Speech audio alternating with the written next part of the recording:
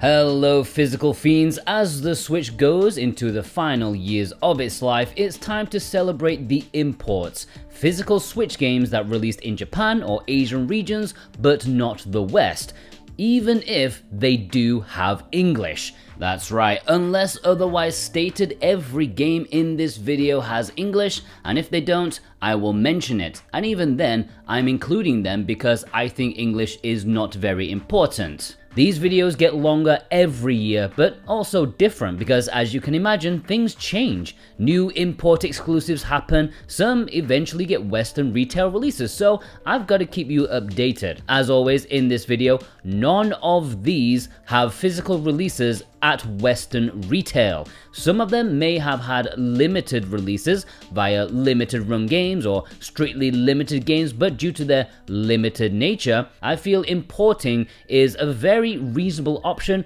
and perhaps the best way to go long after their pre-order windows are over. So that's why they are included despite technically having Western releases. It does, but not at retail. Are you ready? Let's just jump in, guys. A Street Cat's Tale Neko Neko Edition is the first game on this list, and it's a tasty double pack of feline-filled adventure games. A Street Cat's Tale 1 and 2 play very differently from each other, so you're getting some variety. One's more of a survival game, where 9 lives mean Jack, and the other is more of a puzzle adventure game. A-Train Hajimaru Kankoku Keikaku plus A-Train plus the expansion pass are 2 separate releases, but it's clear as to which one you would want to import these days, the one that includes the DLC expansion. These are management games as you build a city, with the main focus being on the train infrastructure around it. Very interesting if you're into these sort of old school Sim City-like games. Aberembo Tengu is a peculiar release.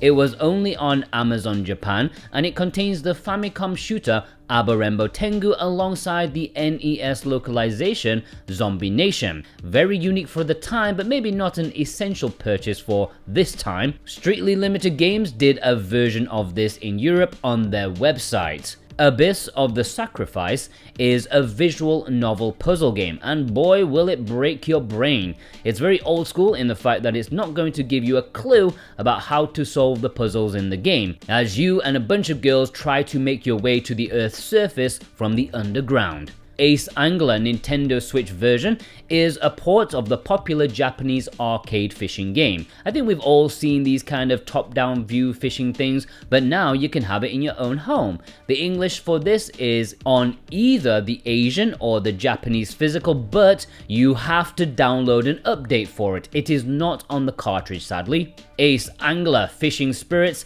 is the sequel, and thankfully this one does have English on the cart. This is a bit of an evolution of the series, as it also includes lots of fun party games, and there's an aquarium to fill up. It's a packed release, and it looks like a lot of fun. Airport Hero and Airport Hero All Stars are 2 separate physical releases, and I believe they are more or less the same, but All Stars has more content and includes actual real airliner brands.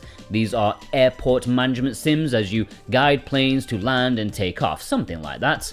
Akai Ito and Aoshiro is a double pack of Yuri VNs that finally have English releases. There are some translation issues though, so it's not the best presented VN for English readers, but they still are high quality. Strictly Limited Games took pre-orders for this in Europe on their website, but it sold very poorly, and due to their financial issues, who knows if it'll ever get made. Alba is a cozy little adventure game as you explore a small island and catalogue the wildlife there by taking photos of them, and you can also help the locals with their issues and stuff like that, so it's a lovely little game to make you feel nice and relaxed. The Alchemist of Oz manga is an upcoming import exclusive. It's based off a less than safe for work IP, at least my Google freaks out if I try searching for stuff about it, I don't know really. Anyways, this game is a mix of RPG battles and crafting with alchemy, and it's releasing in November with English. The Aleste Collection is a small collection of smaller Aleste games, the retro ones that you don't remember, like some Game Gear stuff, but they're all pretty good for what they're going for. There's no English in the package, but it's not needed.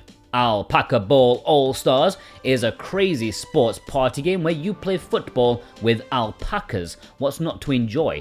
This was due for a European physical release, but it was cancelled when the Western publisher went bust, or they just disappeared. So yeah, it's either the Japanese or Asian releases if you want it. Amiro Chocolate is a visual novel about cat girls and dog girls, meaning you get to choose the most important life choice, dog or cat. I think this is supposed to be an okay VN, but nothing too special, especially with all the naughty things taken out for the Switch version. Amedama is an upcoming import, and for me it's a fascinating one. I love the vibe that it's going for, almost like PS1 style fuzziness to the characters, and it's set in old Japan with the gimmick of you possessing people, taking over their bodies and using them for combat. I can't wait for this in late November, definitely buying this one. Anno Mutationum is a really great action game with bags of style. I really enjoyed this game even from just a visual standpoint. The action, pretty good too, and it's one of my favourite recent indie games if you want something immersive and fun. Limited Run Games did this in North America, but now the Japanese version is a much better option. Apex Heroines is a fan service infused hack and slash where you rack up combos and high scores. With lots of different girls and play styles, it's a fun old school time where you don't need to think too much. You can switch your brain off and enjoy anime babes causing some chaos. Apsulov End of Gods is a first-person horror game, supposedly a pretty decent one at that, at least when it released on the PC. You always have to worry about the Switch version like either completely destroying the atmosphere or just like running like a dog. But anyways, it has a sci-fi take on Viking theme, so it's something a bit different. Arcana of Paradise the Tower, also known as Tower of Children, was released physically in Japan. The collector's edition even got a board game, that's weird. This is a deck building roguelike as you delve deep into a dungeon with a choice of 20 children. It's a bit like Slay the Spire, but not as good, of course.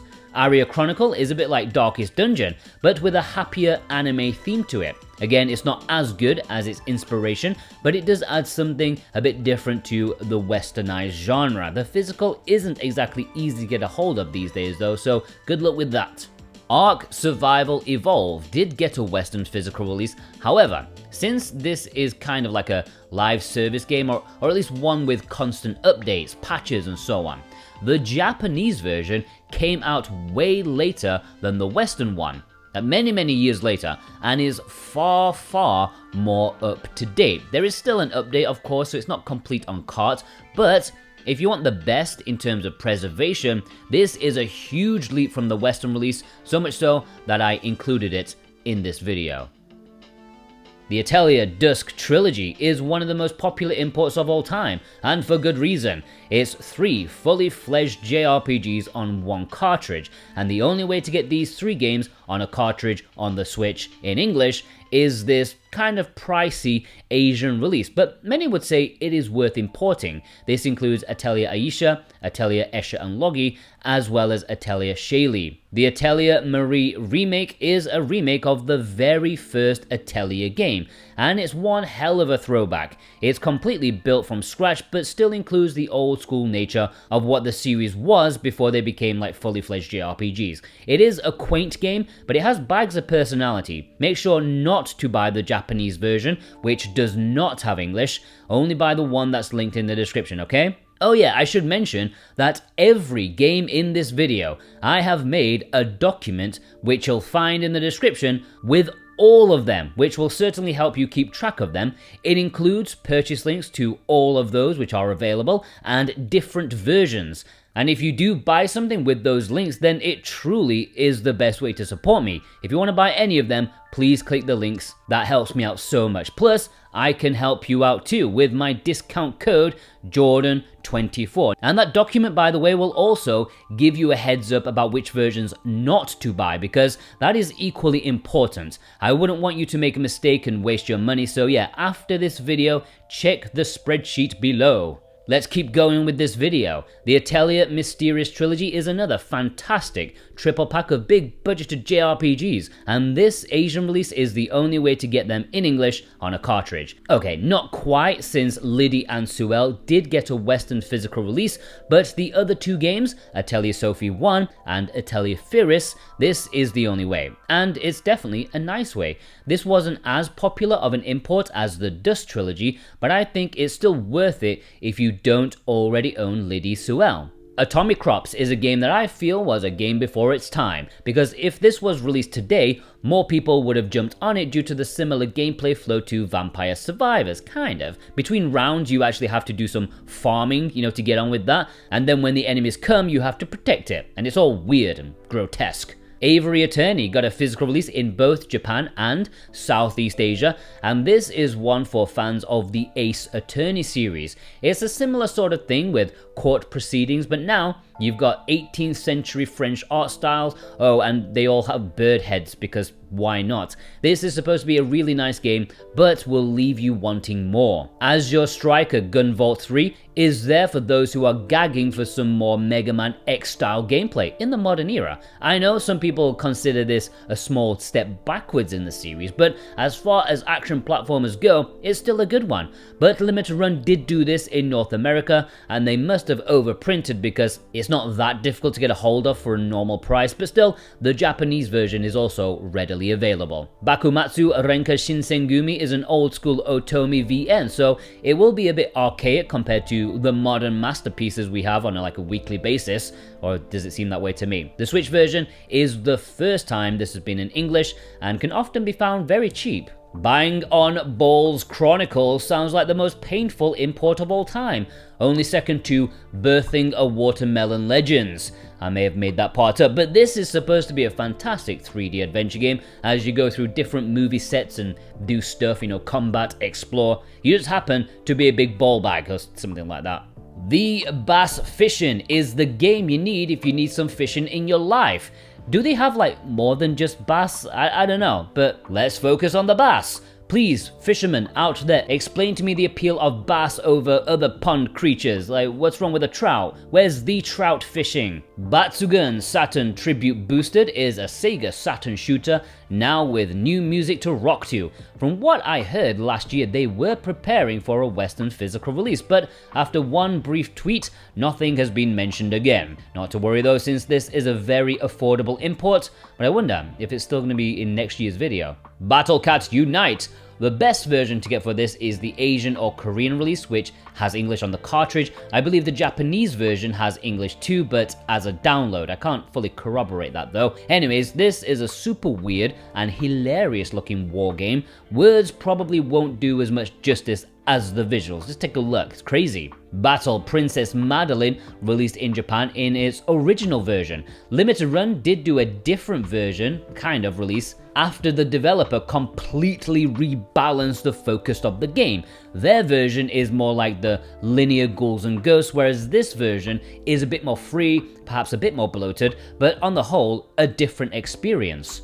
Beautiful Desolation got a physical release in both Asia and Japan, and this is an adventure game, a bit old school in its approach, looking a bit like Disco Elysium and having pre-rendered delicious backgrounds. I heard it doesn't exactly run super smoothly on the Switch though, but I've yet to try it myself. I do have it though. Behind the Screen and Defoliation is a double pack. Both are adventure puzzle games, but executed a bit differently. Neither of them are particularly essential, but if you can find a cheap physical copy, why not? Test your brain a little bit. Blade Arcus Rebellion from Shining is one of the games in this video that does not have English. I am including it though, since I don't think it's entirely necessary to enjoy the experience. It's an anime fighter. Sure, it does have a bit of VN style story segments between the fights, but it's hardly going to be the works of Shakespeare, is it? Google Translate on your phone is easy enough if you're that curious about, I want to fight you. Oh, you want to fight me? Let's fight. Oh, sorry for the misunderstanding, you know how it goes in anime.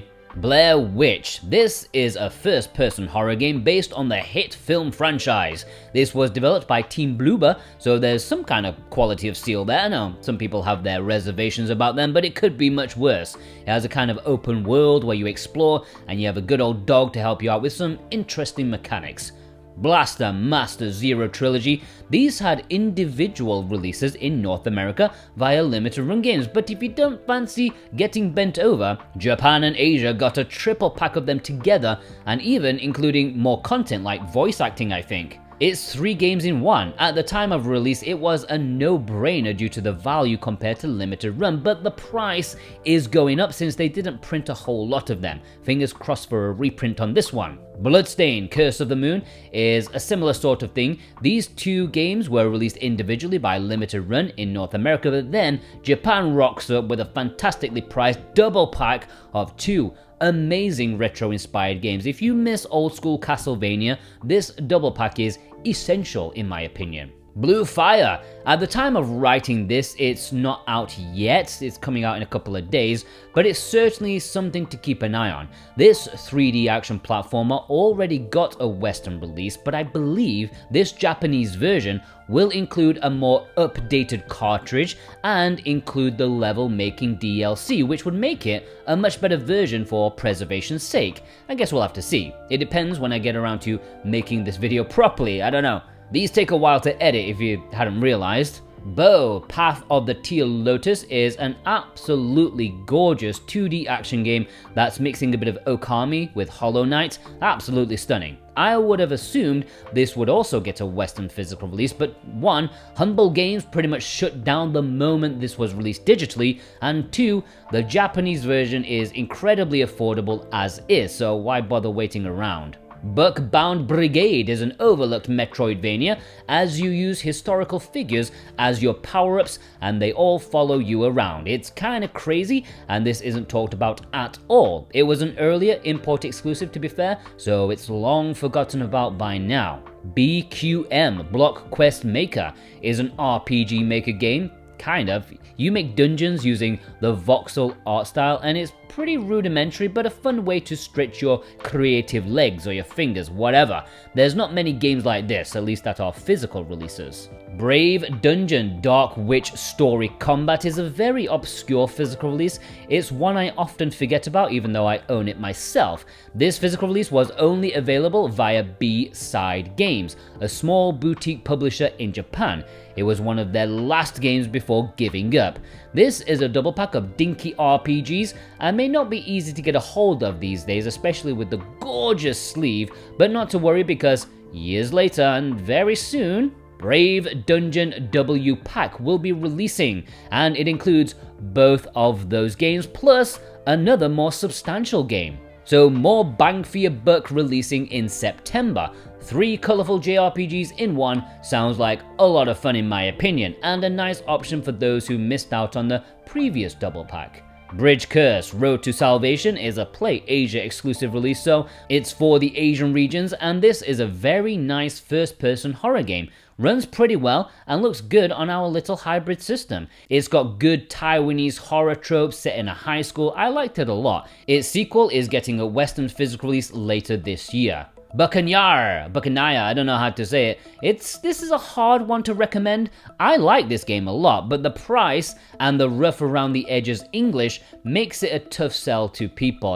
Basically, it's a female pirate in an anime water world where you drink Kevin Costner's recycled piss, maybe. If you can find it cheap, go for it, but I've never seen this for a reasonable price. Bullet Soul Double Pack is a double pack of Bullet Soul games, 2 arcade shooters that do have English, surprisingly. I don't know much about them personally, but I'd expect a good hardcore bullet hell time with these. Bunny Garden is one I do know about because I made a video on this channel about it. It's a time and money management sim as you visit the same bar at the weekends and spend your money on booze and 3 girls. You get them drunk, get to know them, and then play Drunken Twister with them. What's not to enjoy in this visual novel? Buried Stars is a Korean-only physical release. It does have English and is a visual novel that's set during a murder mystery plot that involves a game show type thing going on. Very difficult to get a hold of these days, and it's like a hen's tooth since it came out. Good luck finding this one. Butterfly Poison Hana no Chain is an Otomi visual novel, and an interesting thing about this one is that the first print of the game did not have English, but a few years later it got a reprint, and this time it did include English, so make sure you get the second print, okay? It should have an image on the box saying English. Caladrius Blaze is always a solid shooter to import. It's the one that's got the most quality while also considering the budget. It's also a bit saucy, as your clothes disintegrate the more you get hit. Surely that's a reward for playing poorly. I don't know. Capcom Belt Action is a great collection of Capcom's greatest beat-em-ups that were in the arcades, including one that never saw a console release up to this. There are a few versions available, but the best for the price is the best price version, which should be less than $20 to import, if you can stand the ugly cover art. Card and Seal. At the time of writing and recording this video, there's been no word about languages on the Switch version, but considering A, the Steam release will have English, and B, it's Inti Creates who always have English on their Japanese releases, I think it's safe to say this will have English. This is going for a Mega Man Battle Network vibe for those who like that sort of thing, and I know that those games really have their fans.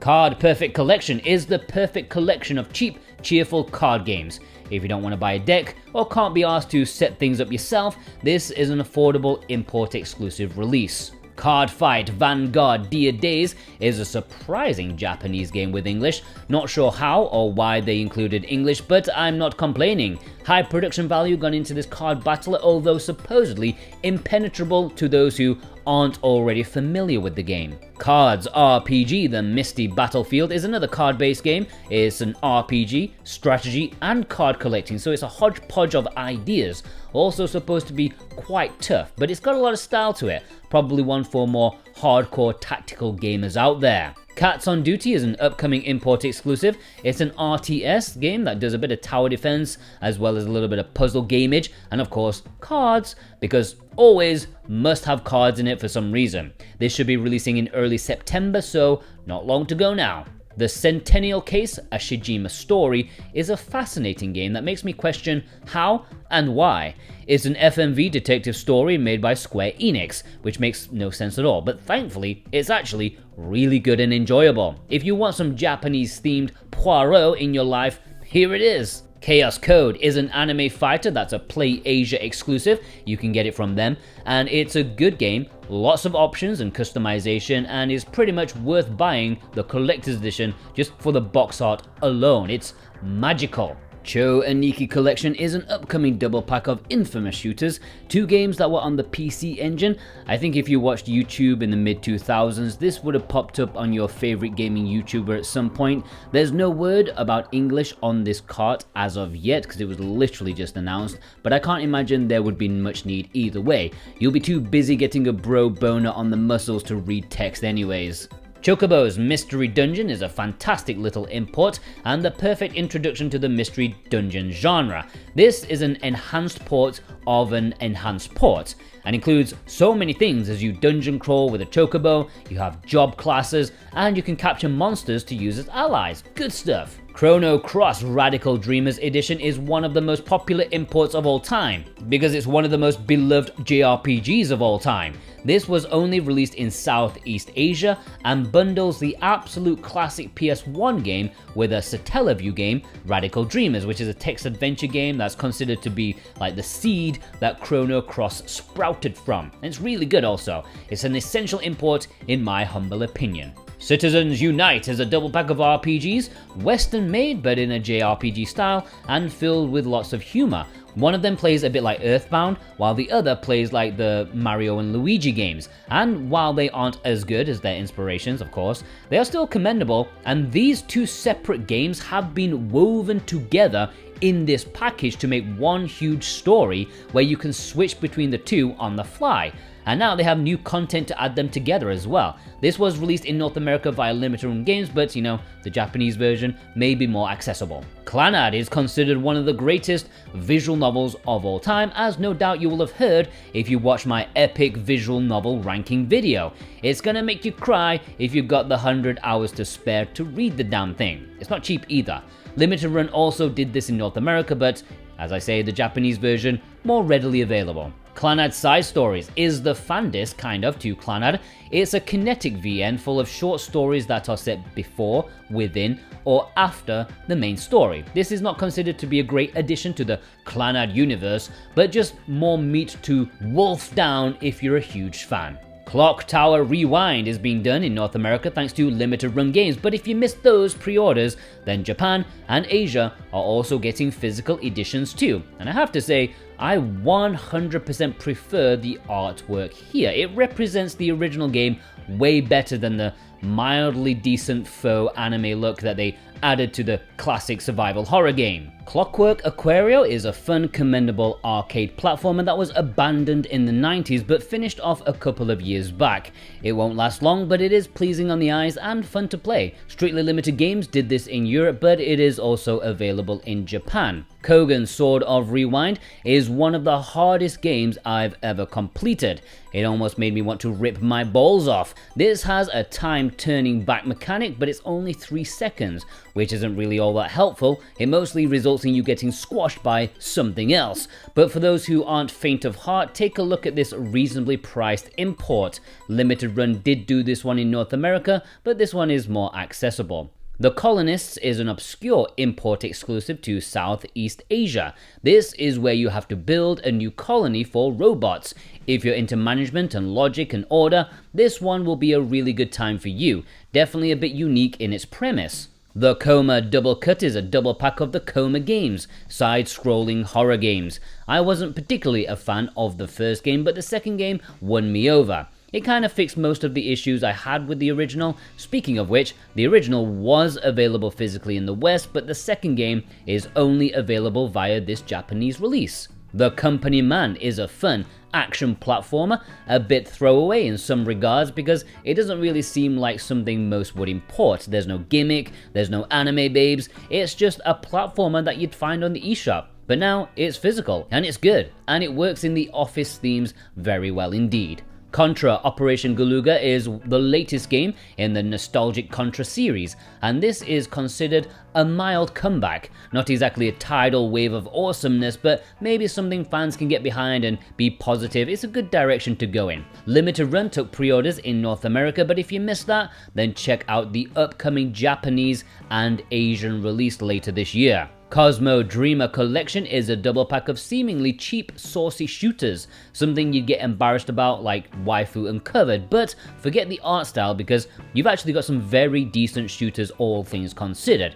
It's hard to take it seriously, but you can seriously take it hard. I don't know why I said that. This is a Play Asia exclusive. Cotton 16-Bit Tribute is a double pack of old school Cotton games. Panorama and 100%, both very different but very unessential shooters, more for curiosity or if you just love the series. Strictly Limited Games sold these individually in the West, but Japan got this really nice double pack. Cotton Guardian Force Saturn Tribute was also done by Strictly Limited in Europe, but this Japanese version is a nice cheap option. This is actually a triple pack of 2 Cotton games and Guardian Force, which I think they found down the back of the sofa. Crimson Flower That Divides Lunar Coupling is an obscure import exclusive. It's a visual novel, an otome, and its placement in my rankings video is supposed to be a pretty good one. Cross Tales is a really surprising package. You look at that Kemco logo, you look at it trying to copy Final Fantasy Tactics and you're already judging it. But when I say this is one of the best imitations, I really mean it. It knows what makes the genre tick and they've done a fabulous job. The only issue is the slightly stiff translation. I like this import a lot, it's not too expensive these days. Cube Creator X is one that has passed me by for many years because I always saw the Japanese release which only has Japanese on the cartridge, but it turns out at some point there was also a Hong Kong release and a Korean release, both of which support English. It's supposed to be a bit of a Minecraft knockoff and not very good. The Curse of Kudan is a Yuri visual novel with horror themes to it and mystery. Sounds like my kind of VN. According to reviews, it's a pretty good option for importing, but not exactly essential. Your classic 7 out of 10 jobbo.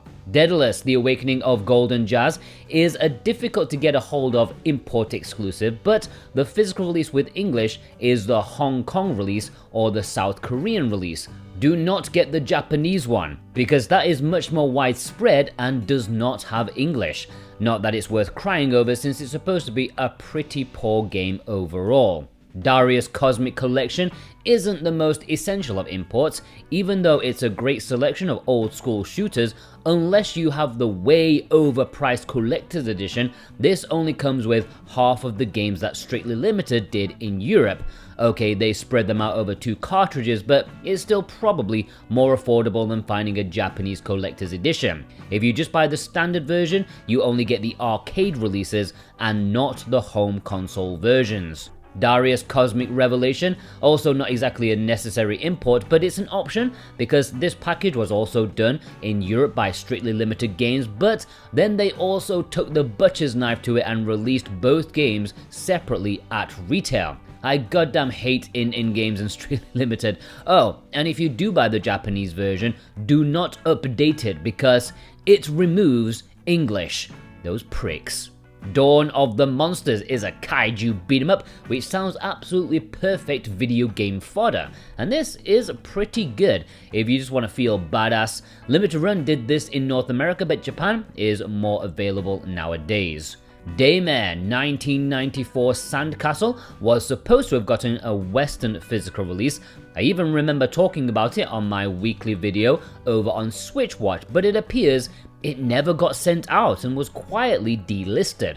Unlike the other console versions, it seems the physical for the Switch was cancelled. However, in September, Japan is getting a physical version on the Switch, and it is from a much more reliable publisher, so you can trust it's going to happen, and it's going to happen in a standard and collector's edition.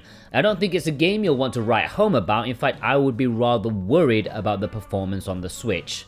Dead by Daylight Silent Hill Edition, the 5th Anniversary Edition, Sadako Rising Edition, and the Ultimate Edition. Yes, there are 4 Dead by Daylight games on the Switch in Japan, each with differing amounts of content. Content that someone who is more familiar with the game than myself would probably be able to explain. I am not that guy, so I don't really get what the deal is, but they're usually found pretty cheap these days. Dead in Vinland is a genre mix game and exclusive to PlayAsia. It mixes survival with community building and RPG battles. It's a real mix, and I have no interest in playing it. Not my kind of thing, but reviews are really positive for it, especially on Steam. Dead or Alive 3 Extreme Scarlet is one for the cultured people out there. No, this isn't a sports simulation game, it's a perv simulation game. Butt bump the girls into the water, then in the evenings shower them with gifts and let them pose for you on the bed while you snap some pictures. Classy, yeah? But this is one of the bigger imports around due to it not even releasing digitally in the West due to complaints about its content from overly prude people. Deadcraft, strangely only released in Hong Kong. I thought this survival action game would be a prime casual retail fodder, but no, you have to import it. It's from Marvelous, so there is a little bit of budget behind it, and it looks like a fun, crazy time. Death Road to Canada is an import exclusive from PlayAsia. It was one of their earlier releases as you try and survive the apocalypse in comical style by rogueliking your way to the Canadian border. Personally, I'd go the other way to Mexico. No offense Canadians, but I'm pretty sure the Mexican cartel can protect me better than extreme politeness. This did sell out quite a long time ago, but recently it got a reprint, so now you have another chance to pick it up. Death Squared. Man, there's a lot of death or dead in gaming names. Pretty grim. Speaking of which, this is the kind of party game that makes you want to murder your relatives, or at least elbow them in the gut when they mess up. I like to think of this as Overcooked of the robotic cube world. The gameplay is not the same, but the feeling of hatred towards your grandma is. This was by One Print Games. I don't know if you can still get it on the website, but there is an alternative edition on PlayAsia. Devil Engine is a fantastic shooter. 3 games are included in this package, 2 versions of the main game plus a bonus shooter, which means it's better than Limited Run's version, which came later and only came with the 2 main games. Devil May Cry Trilogy should be a nailed-on import essential. 3 PS2 classics? Sadly, only the first game is on the cartridge, and the download vouchers for 2 and 3 have long expired by now, so it's only decent if you can find it for like a tenner or something, yeah? Tenner for Devil May Cry 1 on a cartridge, sure, why not? Dimension Drive is a PlayAsia exclusive release. It's a shooter that's very imaginative with its gimmick as you switch between dimensions to avoid enemies as well as solve puzzles, but it kind of makes me want to puke because I'm a pathetic, weak man. Distraint Collection is a double pack of quirky, surreal, side-scrolling horror games, not particularly long, but it's generally not an expensive package. It's a PlayAsia exclusive and is usually around $20 when discounted, which I think is a decent price. Jungarian Hamster is the king of imports. Okay, maybe not, but I love the fact that this is the redemption story of the decade, because at first, this was an import as a code in a box, but last year, or was it this year, I can't remember, the prodigal son returned to have a proper cartridge with the DLC on it. Boom, baby. Dodonpachi Blissful Death is a fantastic shooter, and it's different to the Resurrection release that Limited Run did and got a European retail release. How is this different? I don't know, I'm not a shmup expert, but expect some badass, heart-pounding gameplay with this one. Dora Think, the thrilling brain adventure of Nobita, doesn't have anything to do with Dora the Explorer, it's Doraemon. However, you say, I don't know. And this was one of the surprises of last year, finding out that this did indeed have English. It's a bit like a brain training adventure game with RPG stuff going on. I should probably try it myself just to see how quirky it is. Dragon Quest Trilogy, I guess, is going to be pretty out of date soon, considering all 3 original Dragon Quest games are being remade in wonderful HD 2D, but these mobile remakes of the NES games are a decent way to experience the old granddads of the genre. They were my introduction to the series and I really enjoyed playing them. Maybe not everyone will agree with that, but it was fine for me. Think of it also as just like educational rather than just entertainment, because you're learning about the history of JRPGs. Dragon S Command of the Flame is a cheapish strategy RPG. It's Fire Emblem if it was bought from Temu, and it's got the price to go with it. It also has a nice babe on the front cover, and that's why I have it in my collection. Apparently it has roguelike twists to it, as though it's a twist to have roguelike elements in video games these days. Every game's got roguelike stuff in it. Draenus is an ill-advised name to a fantastic game, a horizontal shooter. This was done by Strictly Limited Games in Europe, but the Japanese version is readily available to import and is fairly cheap. DreadOut Remastered Collection is an upcoming import exclusive. This includes 2 of the older DreadOut games. I liked the second game in the series, which already has a physical release in Japan and is coming westward, so I'll definitely be giving this double pack a shot when it eventually releases in Asia. Dungeon and Gravestone is from the same developer as Block Quest Maker, but this is a more linear game, roguelike, as you delve deep down into a dungeon that's surrounded by a very mysterious village. I actually like this game quite a lot, even though it's probably a bit too pricey for what it is. Dungeon Encounters is a stripped back dungeon crawler. No fluff, no visual thrills, just a pure experience made by an all-star team at Square during their lunch break. I made that part up, but I wouldn't be surprised if it was true. It's one of the more obscure import releases from Square. If you're looking for a complete JRPG collection, this one should not be forgotten. Dyschronia Chronos Alternate was previously a VR game, a murder mystery which many would say is similar to an Ace Attorney game, but here you can time travel a little bit, so yeah, it's supposed to be very good and quietly underrated. Earth Defense Force World Brothers is a voxel take on the EDF gameplay, and despite some technical issues on this Switch version, I really enjoyed it. There are lots of different brothers and sisters to collect and use over plenty of levels. Lots of great content. Do not buy the Japanese version though, because that does not have English. EDF World Brothers 2 is a sequel and it just came out as I was writing this, but the physical release that has English is not easy to get a hold of. Once again, you do not want the Japanese version, but the Korean version will do, as well as the Southeast Asian version. El Shaddai is a game Limited Run took pre-orders for in North America, but it is readily available in Japan right now. And this is a pretty cool action game from the 360 era. I did a preview video for this and it's a lot of fun. It's a bit lo-fi in its presentation, but I appreciated that. Empire of Angels 4 is a Play Asia exclusive release. This is a newish game in the well-loved Asian game series, and don't let looks fool you, this is actually a really decent time despite the slightly unappealing graphics. Gameplay-wise, it's a decent strategy RPG, some nice fan service and the fact that there are only women in this world, and the gameplay is actually fun and good. The Enigma Machine and Alterity Experience is a double pack of 2 short puzzle adventure games with horror themes to them. Both are only a couple of hours long, so this import exclusive will be a bit of a tough pill to swallow for the price, hence why I don't think I've seen anybody buy it. ESP Raitai, I don't know how to say it, is a classic shooter import. It does not have English, but that's not necessary to enjoy just how great of a cave shmup it is.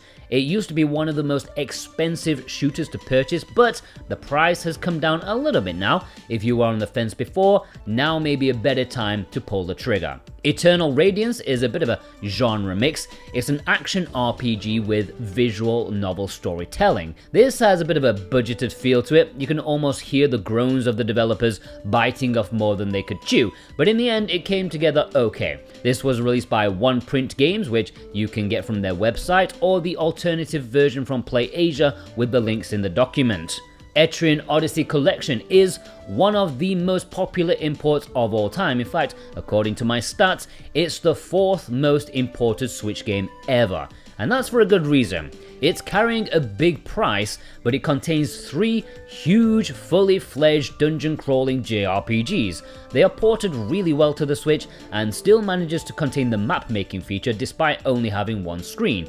Just make sure you buy the Hong Kong version because the Japanese release does not have English. Everlasting Flowers is an upcoming import exclusive.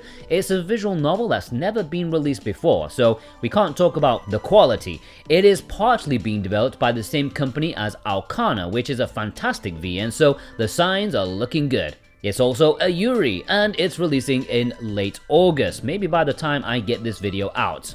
Everyone Spelunker is probably not an import one people may wishlist because it's, well, one, it's done by Strictly Limited Games in Europe. They did a small run like very early on in their life, and it's also visually quite unattractive. But just like myself, it does have some qualities to make it appealing in terms of gameplay. Fatal Frame Maiden of Blackwater should have been a slam dunk import exclusive. One of my favorite atmospheric creepy horror games getting a physical on the Switch. Sadly, it's not perfect because the English is a downloadable update and it's not on the cartridge. It's a shame because it's an excellent horror game in my opinion.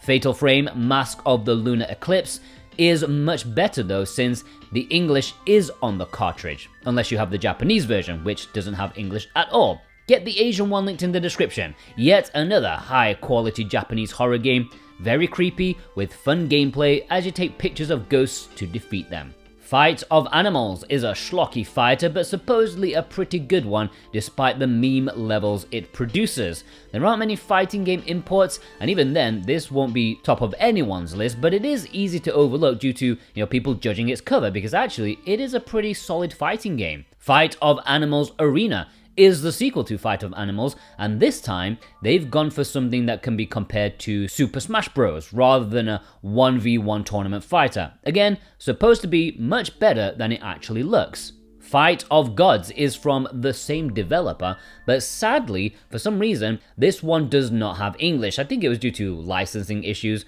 but who needs English when you got Santa bitch slapping Buddha? Surprisingly, this can be a little pricey to get a hold of these days.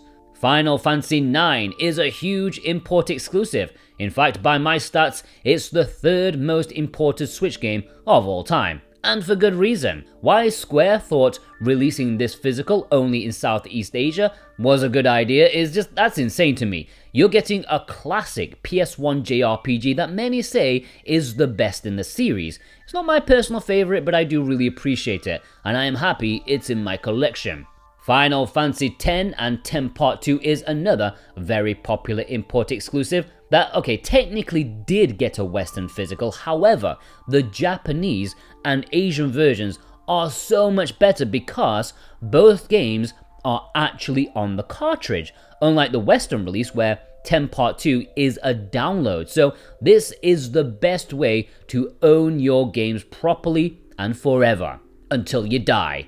Food Girls 1 and 2 are two charming little visual novels that are all about business on street food. It stars just a small group of girls as you come in as an advisor to help them get on track as a proper business. More hardcore VN fans will look down on these, but I rather like them. Bit of a guilty pleasure of mine. Football Manager Touch 2023 and Football Manager Touch 2024 are two physicals that were released in Asia. They had a low print run and sold out almost immediately, so they're not easy to get a hold of these days unless it gets a reprint. Although as a former Football Manager addict in my very early 20s, these physicals are sounding very appealing to me, even if they're kind of out of date by now. Fortress S is a game that kind of plays like old school Worms games, except this time you got tanks. This just makes me wish Worms Armageddon was on the Switch. Where is that, guys? This isn't essential, but could be fun if you play with friends. Forward to the Sky is a game I really want to love because the entire game is essentially just a 3D Zelda dungeon. A lot of fun. It's just ridiculously short, and for the price they were originally asking for, it's kind of insane. It needed to be like 10 times longer. Oh well, it was charming while it lasted, and if you can find it for like $15, then maybe I would recommend it. The Fox Awaits Me and The Fox Awaits Me Hana are two visual novels with Japanese folklore and furry themes infused within it. I read the first one and found it to be okay, but I didn't feel the need to read the second one when it came out not so long ago. The Friends of Ringo Ishikawa and The Arrest of a Stone Buddha is a nice double pack of beat 'em up life management adventure games. It's a weird genre. The guy who makes them, he's got his own weird kind of genre. They're a bit like the Kunio-kun beat-em-ups, you know? Now, Ringo Ishikawa did get a Western physical release, in North America at least, but Stone Buddha did not. So if you want that, you can get it in this double pack. Front Mission 2 Remake. Now the Japanese version is an excellent way to pick up the remake of the second game in the strategy RPG series. In Europe, Forever Limited did take pre-orders, but it was exclusive to their website, and I don't believe they've even printed it as of yet. Gensei Suikoden Plus sadly doesn't have anything to do with Konami's Suikoden series, but this is still a fairly cute little JRPG starring anthropomorphic animals. Can't believe I said anthropomorphic right. It's funny and quirky, and from the short time that I played, I did quite enjoy it. I don't think it's going to be a classic like Suikoden, but what is? Genso Skydrift is a racing game that's using the Toho franchise license. You can actually use the characters as hoverboards, which is hilarious. If you want some Mario Kart stuff but with cute witches, then it may be one to take a look at. Georifters is a really tough sell because visually it looks like it was made like a piece of shovelware on the PS2. However, as an action puzzle platformer, the gameplay is remarkably solid. Another thing against it though is the physical version is highly priced, at least it was when it released, and digitally it's almost always on sale for $2 or less. But still, if you're lucky enough to find a physical for cheap, then don't judge a book by its cover. Get Me Out Please is an asymmetrical multiplayer game. I think that's what the cool kids call it. It's an online thing with a horror theme. It's hard to describe since I've never played it. You have to escape a sealed off abandoned school using items you find, you have to work together, that kind of thing. Ghost 1.0 plus Unepic is a PlayAsia exclusive double pack. Two games from the same developer. One is a bit of an awesome Metroidvania, the other is a decent enough action platformer. This was one of their early releases, and the crap box art doesn't make it look to be thrilling, but they are good games. This was sold out but did get a reprint and is still available at the time of writing. Ghost Blade HD is a PlayAsia exclusive, another one of their earlier titles. This is a pretty great bullet hell, considering it's one of the more modern titles in this list. It's also one of the cheapest to get, and one of the more popular imports of shooters for that reason. Ghost Trick is one of the best Nintendo DS games, and it was a shame it was left on there until very recently with this remastered Switch release. Take possession of things in the environment to solve puzzles, and enjoy the great story and design. It's a shame Capcom only released a physical in Japan and Asia. It may not be a high priority for many of you, but I think it should. Gift is a super cute game. If you're a fan of games like Limbo or even the Little Nightmares series, I think this will be a great choice for you. Some platforming, some surreal elements as you try to escape a sinking ship. It's also a cheap, cheerful import. Ginka is an upcoming visual novel, a very cheap one at that. On PC, it's considered to be a really nice VN from Frontwing with a mystery about it, as your childhood friend disappeared 5 years ago, with people saying that she just spirited away. You want to go back to the island where it happened and find out the truth. Girls und Panzer Dream Tank Match DX is a pretty unique vehicular combat game where you drive tanks as anime girls. Sounds perfect to me, but be careful which version you buy because only the Southeast Asian version has English. Don't buy the Japanese one, okay? Golf Club Wasteland is a relaxing golfing platformer. Yes, the genre mix doesn't make much sense, but hey, they really tried it here, and apparently they pulled it off with a really chill adventure. Golf Story is a bit of a modern indie classic, mixing the sport of golf with light RPG and adventure elements. It captured a lot of people's attention. It did get a physical release in the West thanks to limited run games, but Japan also got a rather limited release under B-side games. It was an option, especially when it was going cheap. I also love the box art way more here. Gunya Monster is an online game. It's one of those 4 versus 1 bad guy things. It looks like Splatoon, plays nothing like it. Since it's mostly online, not many people feel the need to purchase this one physically due to, out-of-date cartridges, once updates roll out, etc. But you'll often find it really cheap.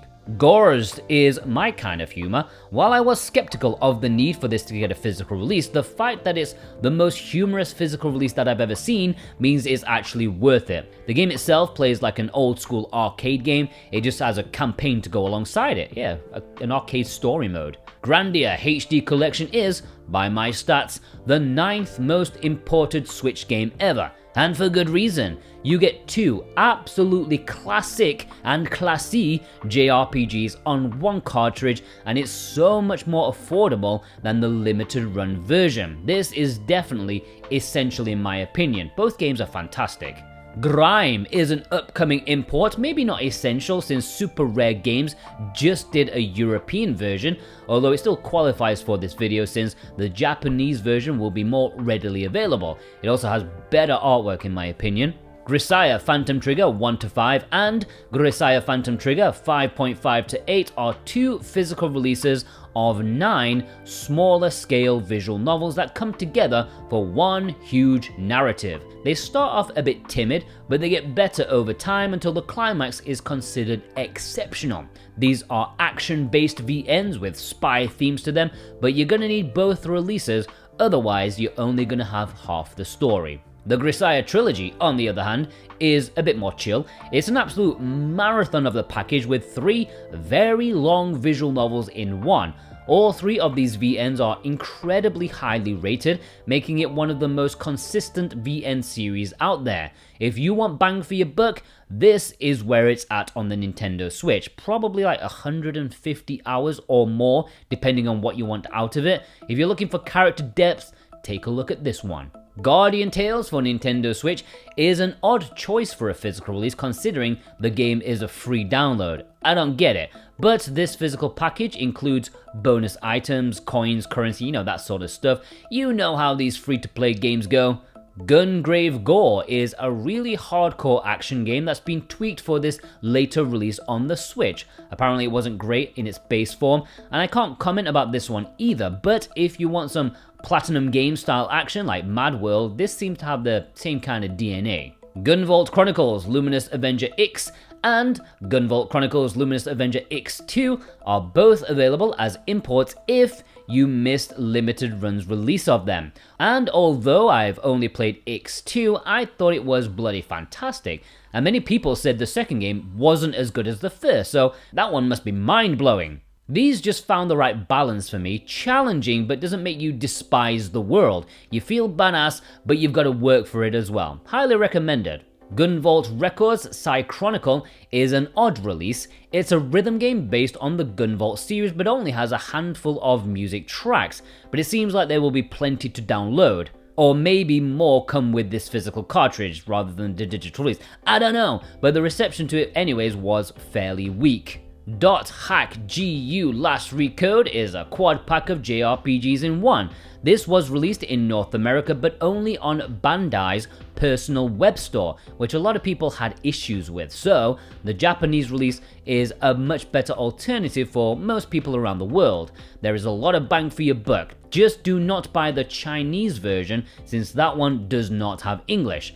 I think this is a solid import for anyone. Hakoniwa Bokujo Hitsuji Mura, also known as Shepherd's Crossing, was released in Japan and only in Japanese, but the developer did say they would add English to it. I don't believe that's happened as of yet, but it's worth keeping an eye on. I do like the art style for this one. Hakuoki Winds and Blossoms is a massive release of the two remakes of the Hakuoki series being melded together into one very nice package. So it's a bit of a behemoth, although you Otome fans will be used to that by now considering they're all like 60 hours long for some reason. This is a PlayAsia exclusive and is one of the essentials for the genre. Plenty of samurai dudes to thirst over. I know they're not technically samurai, but you know what I mean. Hana Awase New Moon is another Otome game, but this is actually 4 releases. It's one long story over 4 cartridges that can be bought separately or in a box set. It has Mizuchi, Iroha, Himeotsugi, and Karakuenai. I just completely butchered that, but never mind.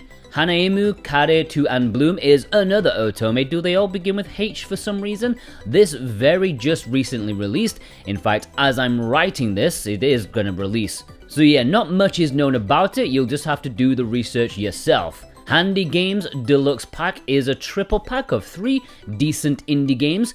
Gianna Sisters already has a Western physical release, but the other 2, One Hand Clapping and Pile Up Box by Box, they don't. Maybe not the most essential games, but working it out at $10 per game each, that's not bad in my opinion. Harmonia is a shorter kinetic visual novel set in an almost post-apocalyptic world. It's perhaps not Key's finest effort, but if you want something that's not 100 hours long, then this is the one to look at, as it can be finished in an afternoon or 2. Hashihime of the Old Book Town is one of only 2 visual novel imports with English that is a BL, a boy love, and thankfully it's also one of the best in its class. The setting is early 1900s Japan. The MC is a writer, a slacker who fails his exams.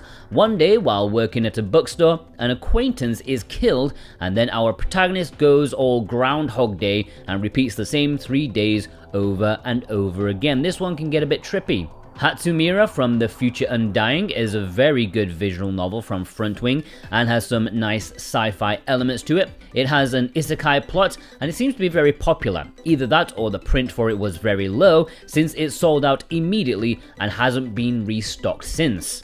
Hatsune Miku Project Diva Mega 39s is a Japanese physical release, but sadly it does not have English. Thankfully, in my honest opinion, English is not necessary to enjoy what this game has to offer. A best of collection of Hatsune Miku, loads of songs, great production value, and it's one of my favorite rhythm games on the system. You just have to be a little bit adventurous with the menus, but aside from that, you're golden. Headliner Novi News is an interesting one. It's a narrative game where you control the news. You decide what gets published, and you can see the city around you change based on your decisions. It's supposed to be replayed multiple times to see all the outcomes, and it is a fascinating concept. Hisho Same Same Same is an old school shooter collection without English, and it's one that will probably be nostalgic to a lot of NES fans, as it includes Flying Shark and games in that series. Very well presented. It'll probably be less appealing to those without the nostalgia due to the high price, but sometimes that's the price you have to pay to be a classic shooter fan. Here we go.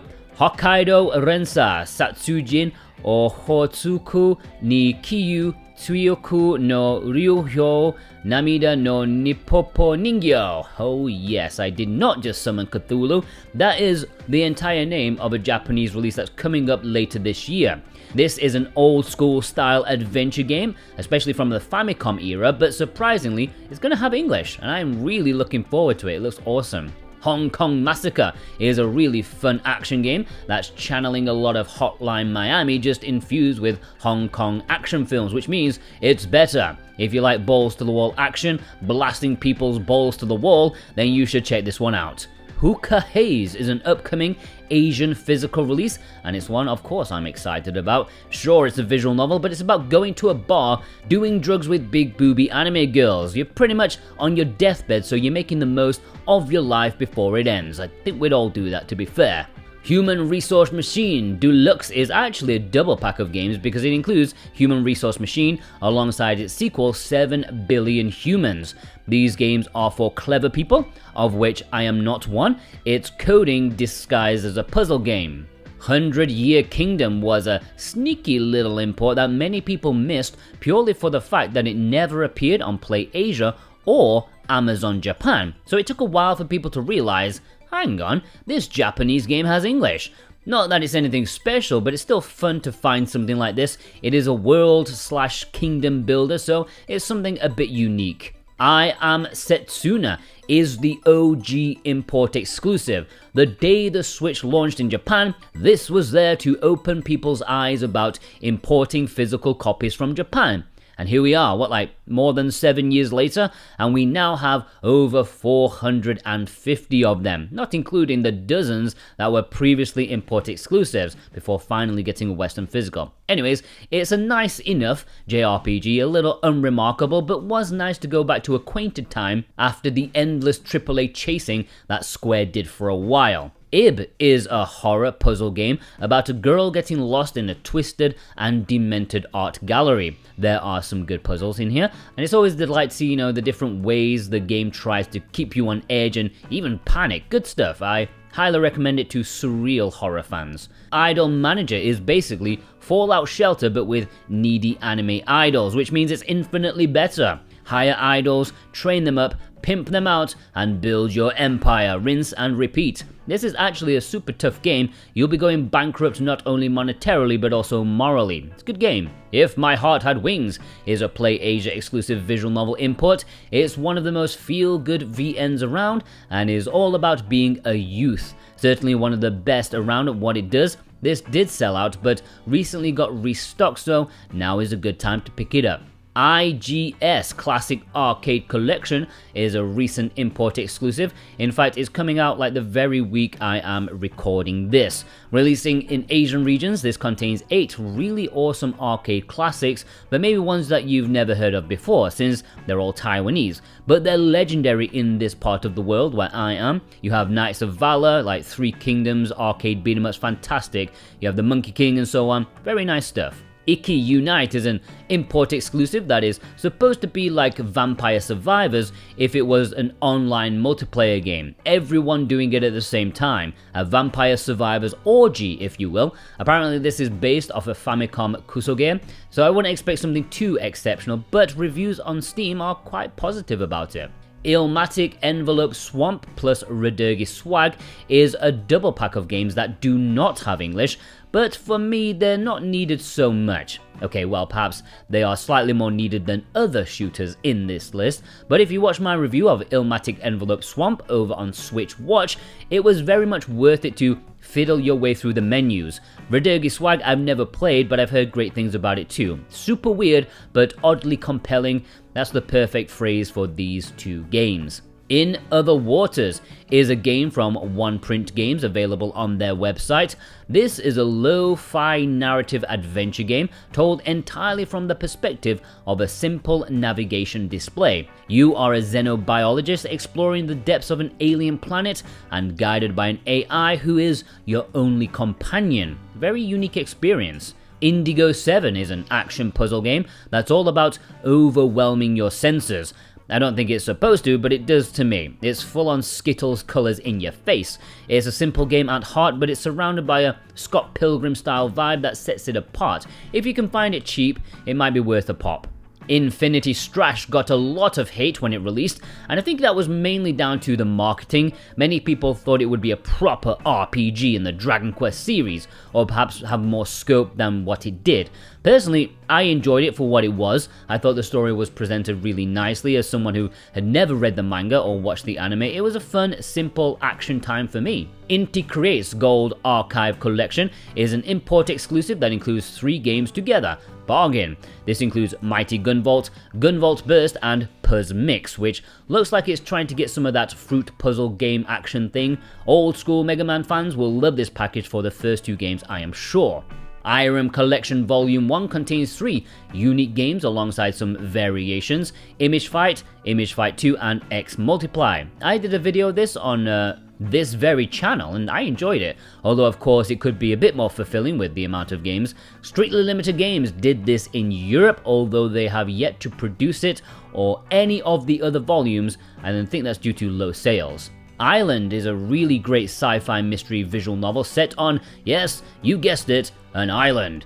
On this island, there are a bunch of prominent families, and you have just washed up on shore, completely oblivious as to what's going on, but we do know that the island may be in danger, and maybe you are the key to saving it.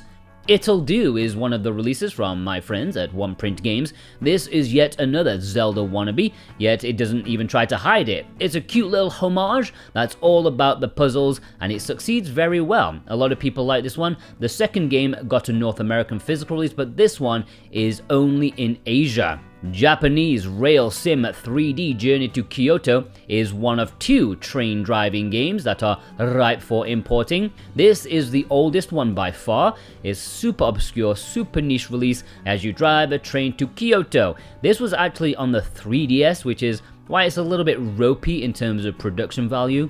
Jump King is a fairly hardcore platformer where every jump counts. Judging every leap precisely is the key to rescuing the babe stuck at the top of the tower. It is a good game. Not exactly essential, it may annoy people more than, actually enjoy it. It's for those who want a real good challenge. Kamen Rider Climax Scramble. This is another arena brawler where you duke it out as fighters from the famous Japanese TV show. This is probably one for fans of the show rather than fans of fighters. Perhaps the least interesting Kamen Rider game in this video, in my opinion.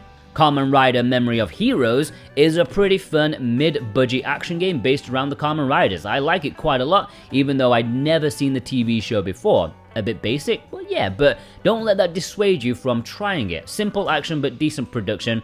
Do not buy the Chinese version though, because that one does not have English. Kamiko is a pretty short game, but when the Switch first launched, and this was on the eShop for like $5, it was a bit of a viral hit. People enjoyed the quick-paced action with different characters. Eventually, it did see a physical release from B-Side Games in Japan. A bit pricey for such a short game, but it was a lovely package. Shame they went out of business. Canon, surprisingly, after all these years, has got an official English release. The physical release was in Japan a long time ago, but according to the publisher, English will be added to the Switch version. When? Who knows, but it's a really nice old school VN from Key. Katana Kami is a really fine action hack and slash dungeon crawler with a lot of content to uncover. It's a spin-off of the Way of the Samurai series, where by day you help a blacksmith with a shop, and by night you delve into the dungeons to get materials, slowly getting better and better equipment to reach higher and higher levels. Classic gameplay, a lot of content if you take the time to look for it. Kemco RPG Omnibus is the odd one out of the Kemco releases that we're going to get into. This is exclusive to Southeast Asia and has a random selection of 4 of their games, but now it's the least necessary of the bunch of them because there are more uniform collections to get instead, which we're going to get into right now. Kemco RPG Selection Volume 1, Kemco RPG Selection Volume 2, Kemco RPG Selection Volume 3, Volume 4, 5, 6, 7, and Kemco RPG Selection Volume 8. Oh yes, each of these also have 4 budget JRPGs. Some better than others, and none that you write home to your mum about, but still, it's cute having these in the collection with their Skittle color scheme. It's addictive collecting them all, and more will be coming. I think on the PS4 they're up to like Volume 12 or something, so the Switch still got some catching up to do. Kero Blaster is a game from the same dude who made Cave Story. That should be enough info to stop you judging the visuals so harshly, because yeah, it looks kind of awful, but the gameplay is top notch, as you'd imagine.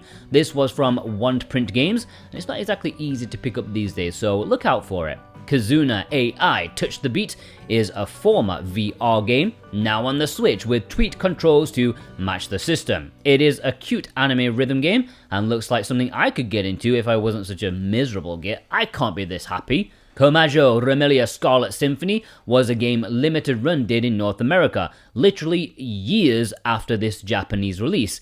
It is a gothic game, part of the Toho project, even though it doesn't scream that vibe.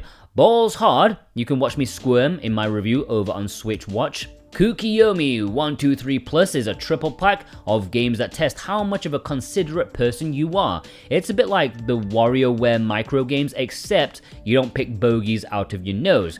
You give up your seat to the pregnant lady on the bus, something like that. Actually, it's 4 games in one, but the final bonus game is a mobile release, and that one does not have English. Kwaidan is a Play Asia exclusive release, and it's a game I really enjoy despite the massive amounts of jank that is present. It's like this game was uncovered from a PS2 archaeological dig and tried to do something like Onimusha, but add in weird PC-like controls. It's something I really appreciate. I'm not going to say it's good, it's just my kind of nostalgia, you know?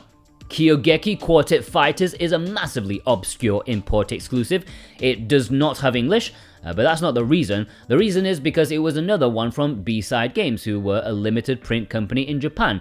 This was their final title, and it's a shooter that's taken inspiration from the 8-bit era and is 4-player co-op, which is pretty awesome. Legend of Mana is a high-profile import, and my stats tell me it is the 5th most imported Switch game of all time, and for good reason. This time, it's of the action RPG variety, and it's just absolutely beautiful. A mysterious little game, an adventure that will be different for everyone. I absolutely loved it when I reviewed it on Switch Watch, and the more I think about it, the more I love it. It's hard to describe exactly what's going on in such a succinct way, but I think it's a brilliant little game.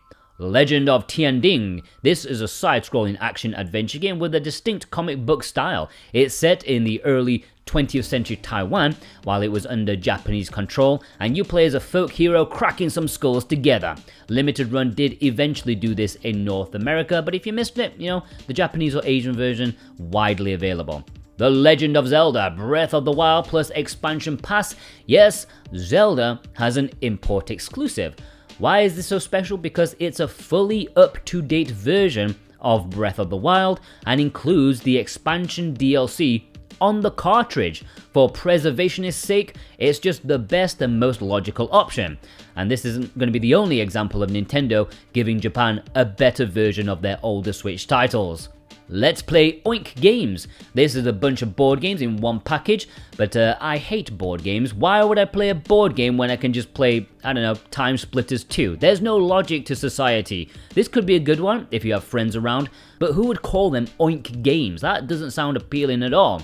Let's Sing 2021 and Let's Sing 2022.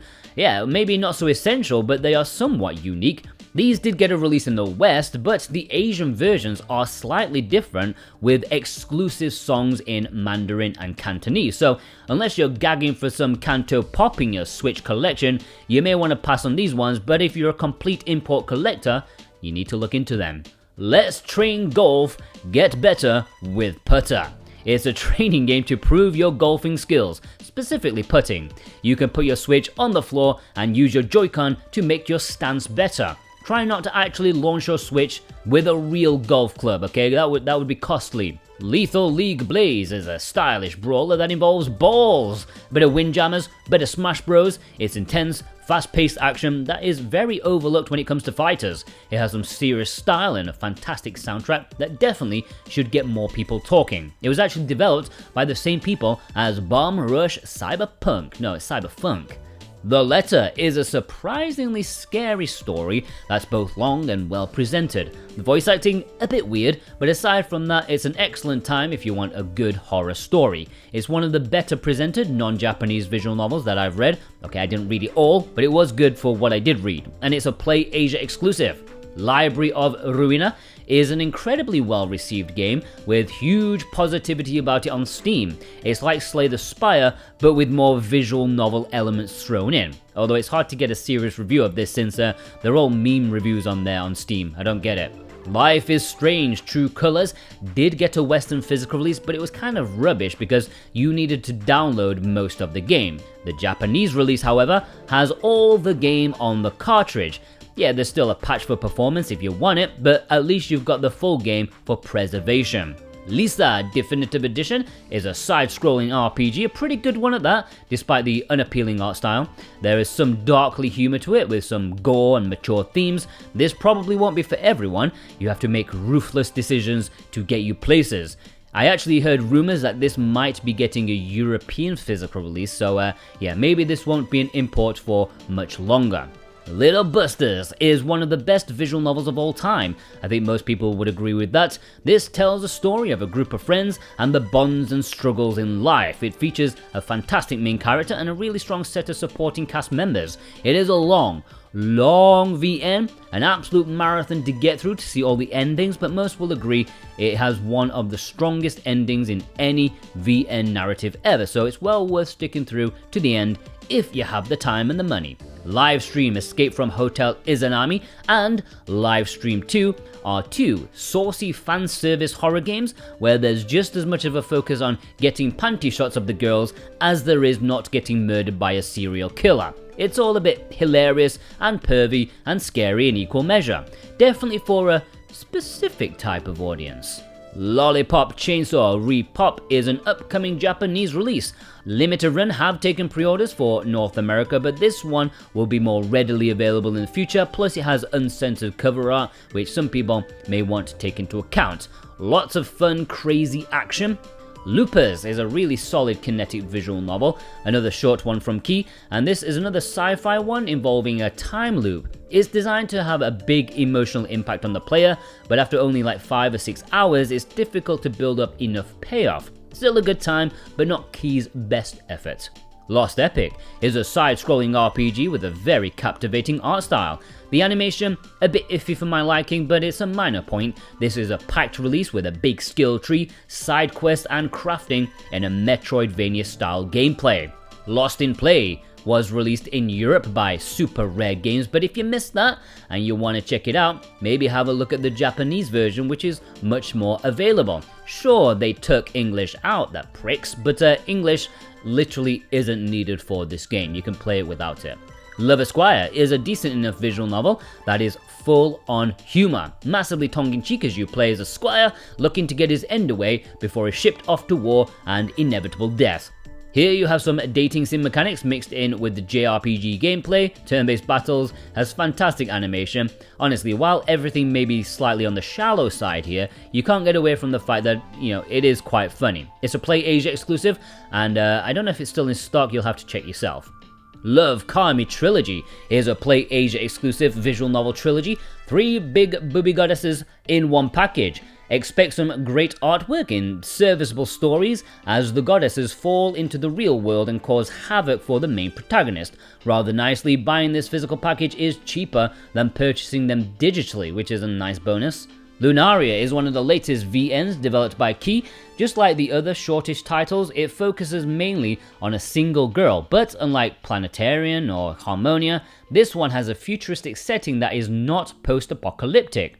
The strongest selling point of this VN by far is the main girl, Luna Q, which they managed to make absurdly likable. Lyrica 1 and 2 is a marvelous rhythm double pack of fantastically varied music set within simple but satisfying rhythm gameplay. It plays similarly to something like Hatsune Miku, but perhaps a bit more accessible. Together these games offer like 100 songs, mostly Chinese but of different genres like jazz, rock, traditional. This package has got it all. Magical Drop 6 is a cute but unforgiving arcade puzzle series. I played an earlier one on the Switch and it absolutely murdered me, like almost literally, but I'm sure this new one may be like more modernized for consoles, I don't know. Forever Limited were supposed to do this in Europe, but they cancelled it for reasons unknown, probably less than stellar sales. Maid of the Dead is an upcoming import exclusive in Asia. I mean, it might actually be out by the time I finish editing this video. Once again, it's something a bit saucy for cultured people as big booby maids take down zombies with machine guns. It's a real classy game with plenty of CGs to perv over and like prod and poke and stuff like that. You know how it is. Meitetsu Pure Station is an all-ages version of the controversial Lollige, the original Meitetsu. This story follows an interesting premise revolving around trains of all things. It's one of the higher rated VNs on this list, but due to the young appearance of many of the robot girls here, it still may make people feel a bit uncomfortable, even with all the muck taken out. If you want to talk about trains though, wow, this is the visual novel for you. Mantis Burn Racing is one of the very few racing games that are imports. I guess Japan's not that big on the genre anymore. They used to be at the forefront with racing games. Never mind, this is a really content-packed release. A lot of people love it. Personally, I find it a bit slow and cumbersome, but that's just me. I reviewed it on my ancient channel a long time ago. Märchen Forest is like having a fever dream of a JRPG. This is a game of 3 parts. The first part is a fetch quest, a little adventure thing, but the second 2 are JRPGs. Simple, yeah, you just mostly have one character in your party, but it's weird, experimental, and ends up being very charming. The Japanese and Asian versions have been very difficult to get a hold of recently, but at the time of writing this, PlayAsia do have some South Korean copies that popped up out of nowhere. Mario Kart 8 plus Booster Pack was released in Japan with 5 waves of DLC on the cartridge, but very recently, there was a release in the Middle East. Why is everything rhyming? Anyways, that Middle East version contains all 6 waves of DLC for a fully complete on-cart Mario Kart. Still rhyming. It's not going to be easy to get this one, but yeah, it's one of the best to look out for. Mega Man Legacy Collection 2 was a download code pretty much everywhere. Collection 1 was always on the cartridge, but Part 2 was a download. This Part 2 contains the latter half of the original Mega Man franchise. However, if you bought the super special 5-in-1 Mega Man box set in Japan, you would get Collection 2 on a proper cartridge. That is the only way to get this on a cartridge, the only way, and it is extremely expensive to get a hold of these days. Unless they do a re-release or something like that, this is one of the holy grails for Switch collectors. Mega Man X Collection 2 is a similar situation, not quite as rare. In the West and even the Japanese X Full Collection, this was a download code, but also in Japan, this was included in that box set I just mentioned, and even better, X Collection Part 2 was also released at retail in Japan by itself on a cartridge. It's a bit confusing, just follow the links in the document, okay? I know it's the latter half of the series where the quality goes down, but still nice to have them properly and physically. Mega Aquarium should probably be my dream game because I wanted to be a marine biologist when I was at university. Sadly, I was rubbish and so I ended up being a teacher, but still, now I can live the dream in video game form with this unusual import exclusive. Meiji Tokyo Renka Full Moon is an upcoming import that's another Otome. It's releasing it in October and supposed to be pretty good from reviews of the previous releases on PSP and Vita. Melon Journey isn't the booby-filled culture game you were hoping for. No, it's just a cute little adventure game, kind of like the Goonies or Scooby-Doo. It's simple, short, and if you find it for cheap, it may be worth the punt. And if you like the color green. Melty Blood is one of the rarer import exclusives. It's like a hen's tooth. It's a fighting game starring the Tsukihime characters. I would have hoped that when Tsukihime got released, this may have been reprinted, but no. Metal Dogs originally only had Japanese on the Japanese release, but later it got an update to add English. That's nice. It's a crazy twin-stick shooter with dogs and is a spin-off of the Metal Max series. Metallic Child is a really underrated import exclusive. I really enjoyed this game if you watch my review of it over on Switch Watch. It's a fun action game that looks great, plays great, has a Mega Man style progression as you absorb the abilities of the bosses you defeat and you can do them in any order you want. It's really good stuff. I like this game a lot. More people need to talk about it. Miracle Snack Shop is another PlayAsia exclusive. This is a decent enough short visual novel about, well, a snack shop. So there's some mild simulation management gameplay in there too, but it's the art that is the key to this one because of the two lovely ladies that are rendered very professionally. Here we go. Mishitsukara no Dashutsu Unme or Tsunagu 35 no Nazo. I didn't even try reading that, I just rolled with it. This is a cheap puzzle package, more like a detective mystery or a escape room type thing. Possibly has a little bit of charm to it. It makes me feel very nostalgic even though I've never actually played it. I do have it in my collection though, because of course I do. Mistover is a fairly hard to get game these days because the physical release sold out a long time ago and did not see a reprint, and things got worse when the game was delisted from every digital store, so the only place it's available to buy now is a physical version, probably from a third party like eBay. Thankfully, it is not the most essential game out there despite having some nice ideas mixing them together, but yeah, it's very inessential. Moro Crystal H is one of the handful of saucy games in this list. Yeah, unlike the West, Asia is not afraid to go saucy. This is all about lewd dungeon crawling. It's a bit like Etrian Odyssey, but with more suspiciously young ladies in their underwear and enemies in the shape of, you know what. It's an exclusive to Play Asia, so go grab it. It's one of the most popular imports of all time. Mom Hid My Game Collection is a cute collection of short, quirky puzzle games. It's actually 4 games in one. Mom Hid My Game 1 and 2, Hide and Dance, and My Brother Ate My Pudding. These have really unique presentations, originally mobile games, but I think they fit right at home on the Switch, and together in one package, I think that's a fun time. The physical is very cheap. Monster Fruit Academy is a party game that was originally one of the most obscure imports of all time, since it was not available for purchase outside of Taiwan. It was only in like 7-Eleven stores. I don't think you could buy it online. But later, like a year later, it did get a wider release. Not that that's widespread now, just slightly more available. Monster Hunter Stories is the much more consumer-friendly choice for those wanting to pick up the new port of the first game in the Monster Hunter Stories series. Inexplicably, the West bundled this with a download code for the second game, which already had a physical release. I don't get it. So the price was jacked up. It was like $60 if you just wanted this.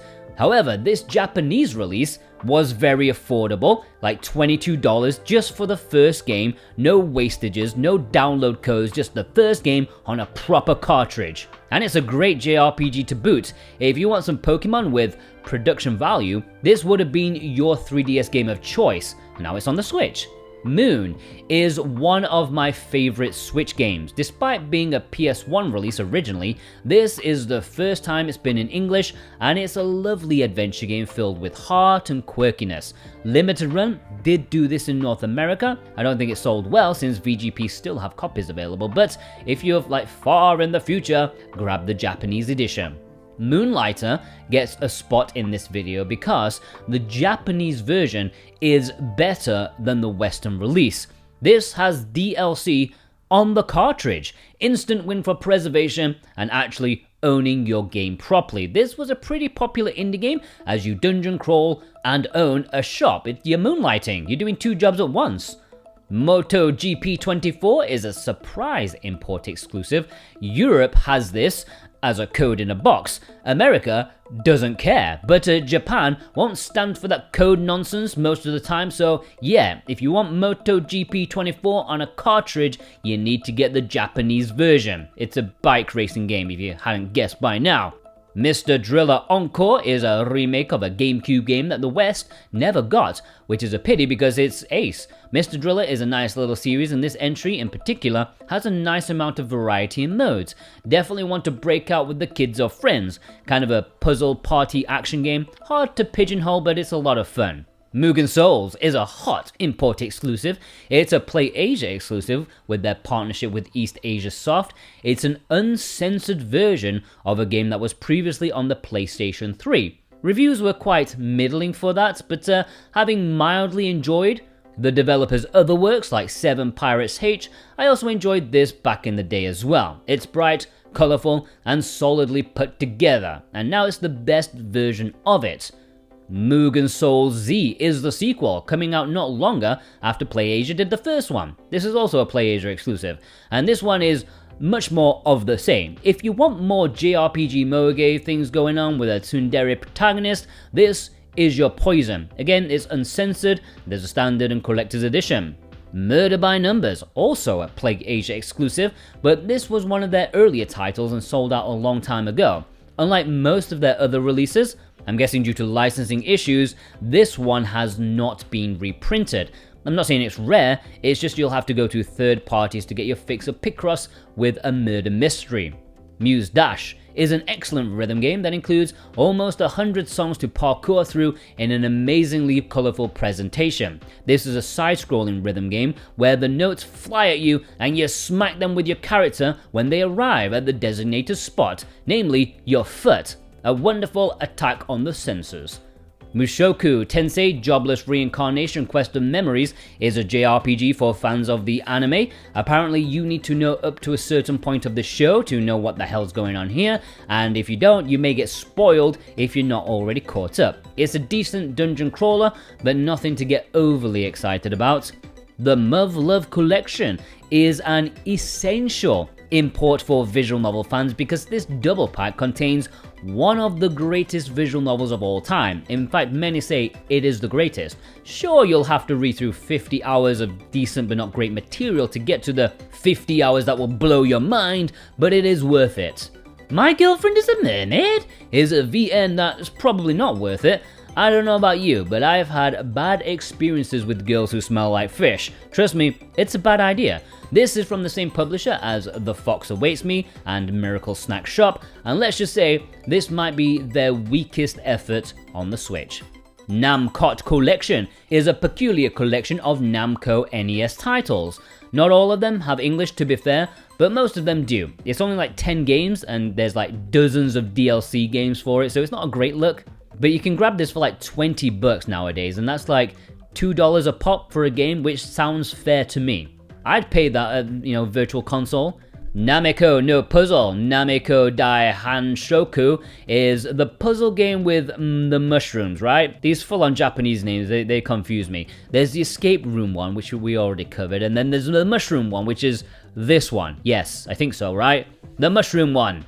Nampure 10,000 plus Puzzle Nomado is the ultimate import in the universe. 4 games in one, although one doesn't have English. But don't worry about that, because that's not the main event. The main event is the 10,000 Sudoku puzzles. This will last you until the end of the universe. Of course, I have this, why wouldn't I?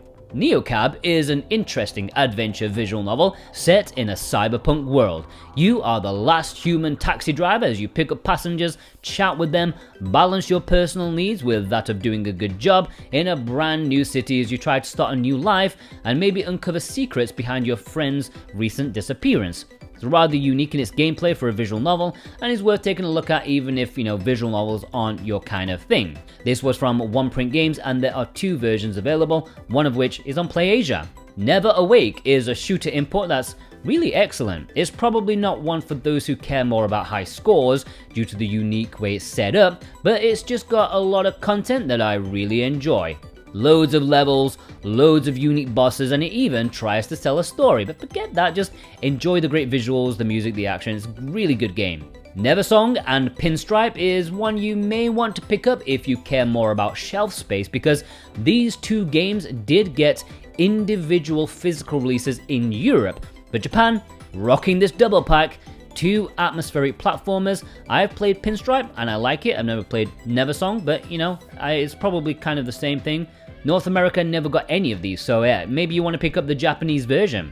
Nickelodeon All-Star Brawl Ultimate Edition did get a Western physical release, but this Japanese one is much better because it's all complete on the cartridge, including all of the DLC. The Western Ultimate Edition was just the standard edition cartridge, but with a download voucher for the DLC. Do not buy the Western one, okay? Get this Japanese one, it's cheap and it's fully complete. It's got everything on it. Nightshade is a serious otome. Forget about banging guys too hard because there is lots of serious Plots going on in this samurai era visual novel, pretty grim and moody Otome, which is nicely different from your usual modern day happy-go-lucky one. Ninja Gaiden Trilogy, or the Master Collection, is, according to my stats, the 8th most popular import of all time. And for good reason. It's 3 action classics in one. Okay, the performance on the Switch can be a little iffy at times, but I was having such a great time decapitating ninjas, I didn't even notice. Balls to the wall action, absolutely love it. Ninjala is an odd one out since it's an online only game as far as I'm aware, at least at launch, so this physical cartridge is probably pretty much unplayable unless you update it, but I guess it's interesting to have, maybe, I don't know, it's a cartridge you can import. No More Heroes 1 and 2 is a fantastic double pack released in Asian regions. Limited Run did these games individually in North America, but this is easier on the wallets and easier on the shelf space. 2 cult classic action games from Suda51, maybe rough around the edges, but they are well loved for their quirky stories and action. No Place for Bravery is an interesting game, a top-down action game with a heavy focus on the narrative. It was good when I played it for review, but not much sticks out in my memory about it. It just feels like a modern indie game that they all imitate each other. But for the price the Japanese release is going for now, you may want to look into it, if you want something darker and serious. Nobunaga's Ambition Awakening is an import-exclusive strategy game. Many consider it to be the sister series to the Three Kingdoms, which I'll talk about later. Only one version of this physical release has English, and I don't anticipating it hanging around for too long anymore. While it is similar to the Three Kingdoms in description, in reality they play very differently and both are great for strategy games. This one is more for real-time fans and fans of Japan. Nurse Love Obsession is a double pack of Yuri VNs, some of the best around. From the name you can see that they are set in the medical field, which is certainly something more unique than, compared to a high school. You get Nurse Love Addiction and Nurse Love Syndrome. This did get a physical release in North America via Limited Run Games.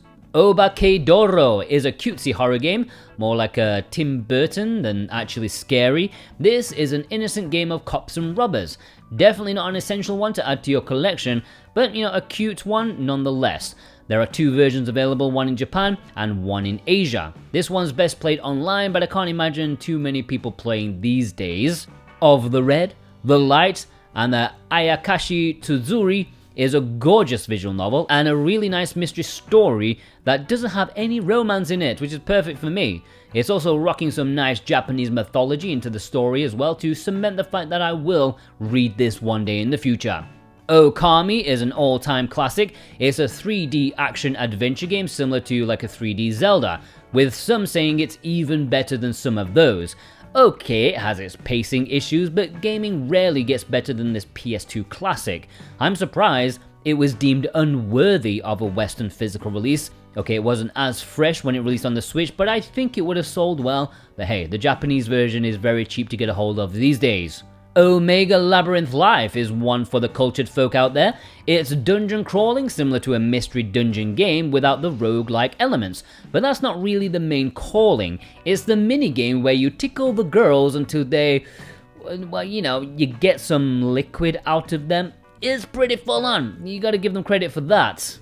Omen of Sorrow is a fighter exclusive to PlayAsia. This is a game with a slight horror twist to it, making it a bit different than your standard anime fighter. This includes a lot of extra content compared to the original release, and it comes in a standard and collector's edition, which you can still get to this day. It wasn't a popular one. One is a visual novel, probably not in the higher tier of VNs to import, but still a commendable one. It's one of those that's designed to make you cry. It's a bit like Clannad Light, and I think that's why many people were excited by this one, since it wears its inspiration on its sleeve. Doesn't quite land perfectly, but still a very decent time. Maybe even a bit nostalgic to some people who long for the older days of Key. Oniken and Odallus is a PlayAsia exclusive double pack, this time with more old school action, like Castlevania or Ninja Gaiden, that sort of stuff, and the developers really know what they're doing. While I wouldn't say they are essential, they really emulate the mood and feeling of classic NES games. They did a good job with it. Onimusha is a great mix of horror and action. You are a samurai battling demons in this great PS2 game that doesn't outstay its welcome. It's got some nice quality of life updates for the Switch, and I'm disappointed the other games in the series have not made it on the Switch as of yet, and probably never will because it's been a long time since this one came out. Oshi Rambu, Waifus over Husbandos plus Love or Die contains the main game and its fan disc Love or Die. Together this is a short Yuri VN package of around 8 to 10 hours in total as a female tries to seduce a straight husbando obsessed lady. It's a bit of a slapstick comedy and a decent one to add to the ever-growing collection of Yuri imports. They're getting more and more popular. Osman is the Japanese name for Cannon Dancer, which Europe got by Strictly Limited Games, but this is more available now. This is a retro arcade game that many people look as the successor to Strider. In fact, I think it was made by the same dude, so if you're a Sega Genesis fanboy, you'll probably like this one. Override Mech City Brawl, the first game in the series, is only available physically in Japan. The title of the game pretty much gives it away for this one, giant mechs battling it out in a cityscape. You can check out reviews for more info, but considering the sequel is bigger and better, plus got a Western physical release, you might as well skip this import and just get the sequel, unless you're a complete collector that is. Panic in Sweetsland is a cute side-scrolling action game that's randomly set in the Waku Waku Sweets universe. It's heavily action-based as you rack up big combos to defeat monsters. Apparently it's simple but satisfying to play, and there are RPG elements to grow your stats before you become truly badass. This would be like if Cooking Mama became Devil May Cry. Panty Party had a couple of import releases, firstly as a supposed PlayAsia exclusive, but then later it got a general retail release in Japan. Why? Why not? It's called Panty Party, a simple but inoffensive arena brawler where you play as a pair of sentient knickers. Paradise Killer is a pretty chill adventure as long as you take out all the murder. This is a murder mystery but pretty chill as you can go about this open world as you please and interrogate people. You can collect things, and accusing the right person of being guilty of the crime isn't really that important. You can accuse anyone as long as you find evidence that fits your narrative. Whether they're guilty or not, it doesn't matter. Yeah, convict an innocent person if you want, it's fine. Party Time is an import exclusive party game. Nowhere says that it has English, but it does. Up to 6 players can get involved with this easy to pick up and play minigame selection. I don't have anything else to say about it. I have it, but I've never played it because I don't have any friends. Passepartout 2 The Lost Artist is a really cute import exclusive. It's an adventure game where you spend most of the time painting stuff, designing flags or posters for your seaside town as you improve your standing in society and of course your bank balance. Pato Box is one of my favorite smaller indie games on the Switch. It's basically modern Punch-Out but with tacked on adventure exploring elements. This was released exclusively at PlayAsia, but sadly, one of their few releases that they didn't reprint. Power Rumi is a shooter that's exclusive to PlayAsia. This modern-ish shooter takes some elements from Ikaruga, whereby you need to switch colors to help you avoid enemy attacks and make yourself stronger. It has a unique Neo-Aztec setting and runs very nicely on the Switch. Persona 4 Arena Ultimax, bit of a disappointment considering that it does not have English. I'm not entirely sure why. It was translated like aeons ago, but no. Nevertheless, I've been told the story segments are complete arse gravy anyway, so if you're just wanting some fisticuffs, it might be still worth an import. Pettoon's Party is an import exclusive that literally no one has. It's creepy as hell looking, with the most unappealing art style I've seen in a long while. There's no child wanting this. There aren't that many party games to import, but even then, this would probably be the last one I'd import. The Phoenix Wright trilogy is for me the best visual novel import, but I am biased. A few people wouldn't say that these are visual novels, but whatever. Here are 3 of the best mystery adventure detective games ever made. You're getting a wealth of content for a very affordable price, filled with an amazing story, wonderful characters, proper humor. It works a treat. If you haven't played these games before, you definitely owe it to yourself to give them a try. An essential import in my opinion. Buy it. Pixel Puzzle 3-in-1, pretty much what it says on the tin. These were early-ish puzzle games on the system's eShop and eventually bundled together into this physical package, and it's quite a lot of bang for your buck. they're good games and puzzle fans will want to import it for sure. The Planetarian Collection is a collection of 2 short visual novels, the first of which, Planetarian, is considered one of the best short VNs ever made. A cozy few hours in a post-apocalyptic world with a cute robot girl. There's not much bang for your buck with this collection, but at only $20, I think it's, that's enough for a good read. Pocky and Rocky Reshrined does have a Western retail release, but I'm mentioning this Japanese release, or the Asian release, because it is uncensored. For some reason, the prudish West couldn't have a certain character with certain artwork. It's not a big deal, but I think, it's better to support uncensored releases. It's also a fantastic game, like really good. Princess Maker 2 Regeneration is more than the title suggests. This is not a game for kids as you decide how to raise your daughter. Will she become a princess, or will she become a merciless warlord? Or perhaps the skankiest whore in the brothel? Seriously, that's how things can go with like 100 endings as you raise the girl. Quite intense. Psychic 5 Eternal is an arcade game from the late 80s. This import exclusive, you can play the original game or play it with the new artwork, which in my opinion looks kind of awful. This won't be many people's priority to import, but it is cheap and offers simple arcadey gameplay. Sometimes you just want to play Donkey Kong, Quest of Dungeons is a fairly obscure import, only released in Asia, and it's a small game with an old school mentality. I can't imagine too many people importing this one because of all the dungeon crawlers there is. This is probably one of the most simple. I believe it was originally a mobile game, but it is good, even if looks may be deceiving. Rabby Ribby Platinum Edition is an upcoming physical release, obviously a bit tasty for some of you out there. It's a Metroidvania with lots of action as a rabbit transforms into a rabbit girl. A lot of people love this one, a lot of content, a lot of bosses to fight, good stuff.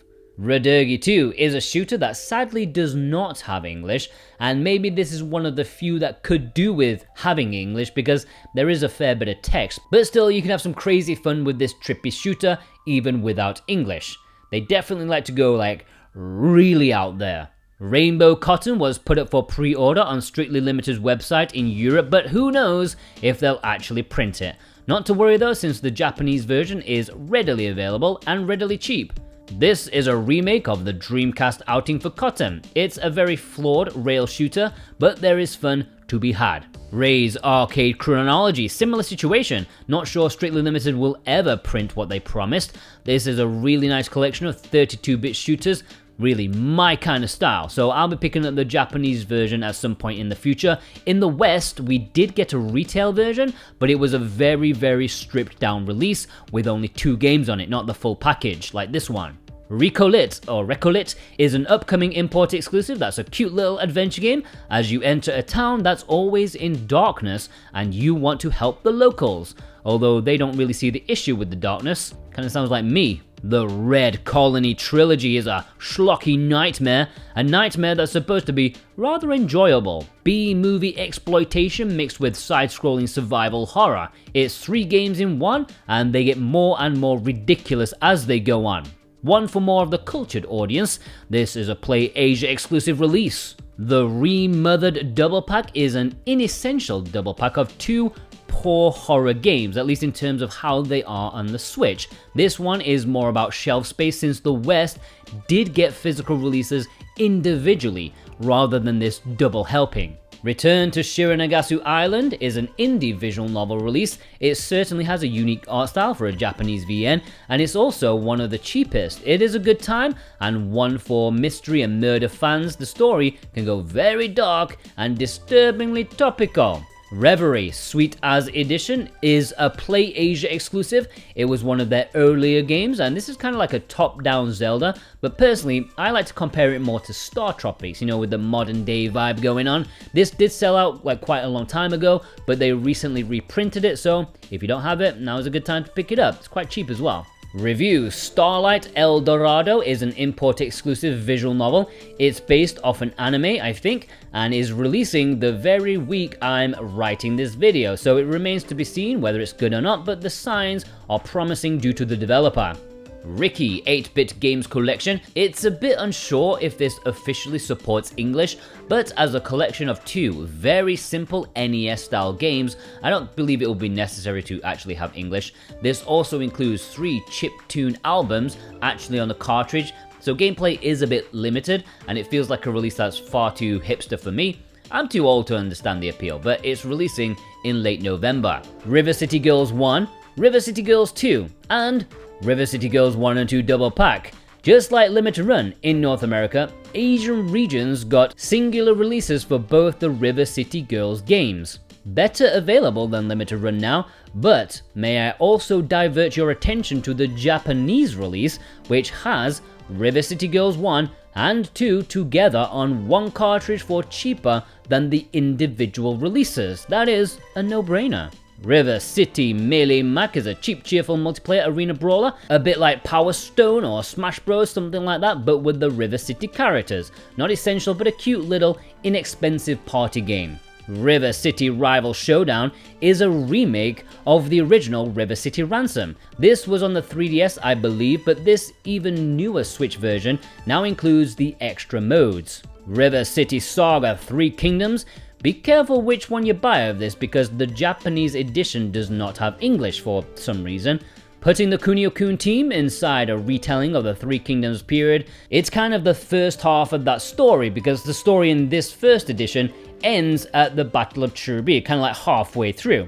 It's a fun action-adventure game with RPG elements. It's just got a little bit of everything and is a real fun time. It's just a shame they didn't finish the story. River City Saga 3 Kingdoms next. Spoiler alert, they did finish the story, or at least they're gonna. We're getting a sequel, and I'm really excited to see the saga end. It's gonna be a great time, I know it, and this time, the Japanese version will have English, and it's gonna be dirt cheap. You can pre-order it for like $22 or something. Rolling Gunner plus Overpower was another shooter done by Strictly Limited, but if you missed that, the Japanese version is readily accessible. This is another great modern shooter with its expansion/update. Visuals aren't the greatest, but I think the gameplay is king, and it's made by a very experienced dude. He worked on something that I can't remember anymore, but it was something important, okay? Rolling Sky Collection is a mix of rhythm and platformer, especially the second game in this collection where it's an auto runner that's perfectly in tune with the music. You're not necessarily playing in time to the songs, but it accentuates the experience. This is a very obscure import exclusive. Romance of the Three Kingdoms 14 bundle is my most played Switch game. If you check my playtime stats, you'll see this right at the top. You may know my love for the Three Kingdoms era if you watch my giant retrospective over on my other channel, A Bit More Jordan. The only version of this physical that has English is the Southeast Asian version, and it was sold out for quite a long time.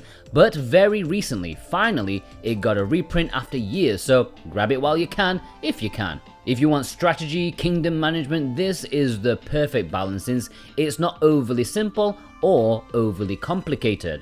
Romancing Saga 2 is getting a big budget remake very soon, but if you want to sample the original JRPG, or more like a version of the original, I believe this is also technically a remake. Check the older version that's available as an import. After a long time, this finally got an English release in Asia with some incredible artwork. Romancing Saga 3 had a couple of imports, one in Southeast Asia, one in Hong Kong. They have different artwork and released at different times, and it is worth noting the difference because the one with the absolutely gorgeous artwork has slightly downgraded and compressed visuals in order to fit on a smaller cartridge size, so the more expensive and more quirky artwork is uncompressed. This is also a JRPG from Square Enix. RPG Time: The Legend of Wright is a wonderful looking game. It may be called an RPG, but it's more like an adventure game set in a world of a DIY RPG world. Hand drawn by some kid as you go on a charming adventure that's all over the place in terms of gameplay mechanics, but it's greater than the sum of its parts. RP Golf Legends is another game that's not really an RPG. These Japanese developers clutching at straws here, but despite all that, it's still a decent game. It's if you mixed a top-down Zelda game with golf. Pretty fun, some interesting mechanics. This was done in North America via Limited Run Games, but this Japanese version is nicely cheap and has better artwork in my opinion. Rush Rally Collection is a Play Asia exclusive, and it's a bit of an unusual one for them because it's a racing game. Actually a collection of racing games. One is from a top-down perspective, one is from a more modern behind-the-car view. Good games, but not the usual type of import.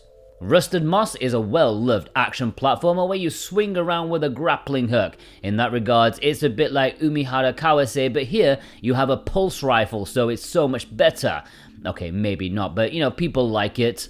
Ruby Arrowfell was done by Limited Run Games in North America, but the Japanese or Asian versions, they are more available. Here you can switch between all 4 girls on a whim, and it's an action platformer supposed to be okay. These Ruby games can be hit or miss, and this is supposed to be one of the better ones.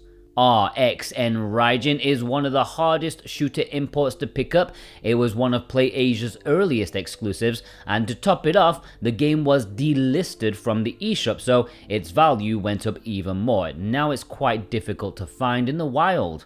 Saga Emerald Beyond is the latest game in the Saga series. You can tell this was given like 10% of the budget of the Final Fantasy VII remake, so yeah, I mean, this series is always up against it, despite being popular in Japan. Again, you have multiple protagonists, non-linear progression, but very budgeted. Do not get the Japanese version since that does not have English, but there is a Southeast Asian English release.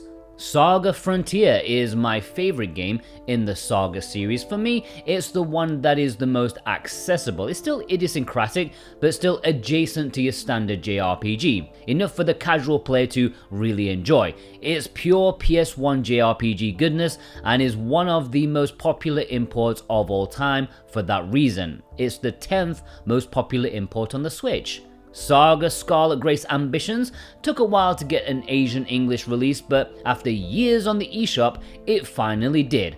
That Japanese physical that was early on in the Switch's life did not have English and was a massive tease. Don't get that, okay? Get the Asian version. Up until Emerald Beyond, this Vita game was the latest in the franchise. Once again, a bit budgeted compared to other JRPG franchises, but they have their audience. Seinen Tantei Saiga, also known as Disaster Detective, is a mystery detective visual novel where you and your helper take on different cases. You are a wannabe hard-boiled detective, but he mostly ends up looking for lost cats and helping out his local noodle joint. It's a short but fun-ish story that does not quite live up to its potential. Saint Maker is a horror visual novel with religious themes. It's supposed to be pretty good and is a Play Asia exclusive. As a bonus, this also comes with an extra VN called Perfect Gold. It's only a short Yuri, but many say it's even better than the main event. Samurai Jack was released in North America via Limited Run Games, but this Japanese release is more available. This is a pretty commendable tie-in to the late but well-loved anime series. Certainly does not sully its name, it's just a pretty decent time. Samurai Maiden is a really fun hack-and-slash action game starring a schoolgirl samurai. It's a bit like Dynasty Warriors, just with more culture, and just one character hacking and slashing. I wasn't expecting much from this at all, but if you watch my review over on Switchwatch, you'll see how I had a really fun time with it. Scourgebringer is a very refined action game. This is an indie delight that's often compared to being a cross between Dead Cells in terms of its combat and Celeste in terms of its platforming. This was a Play Asia exclusive and is usually readily in stock and available for a decent price.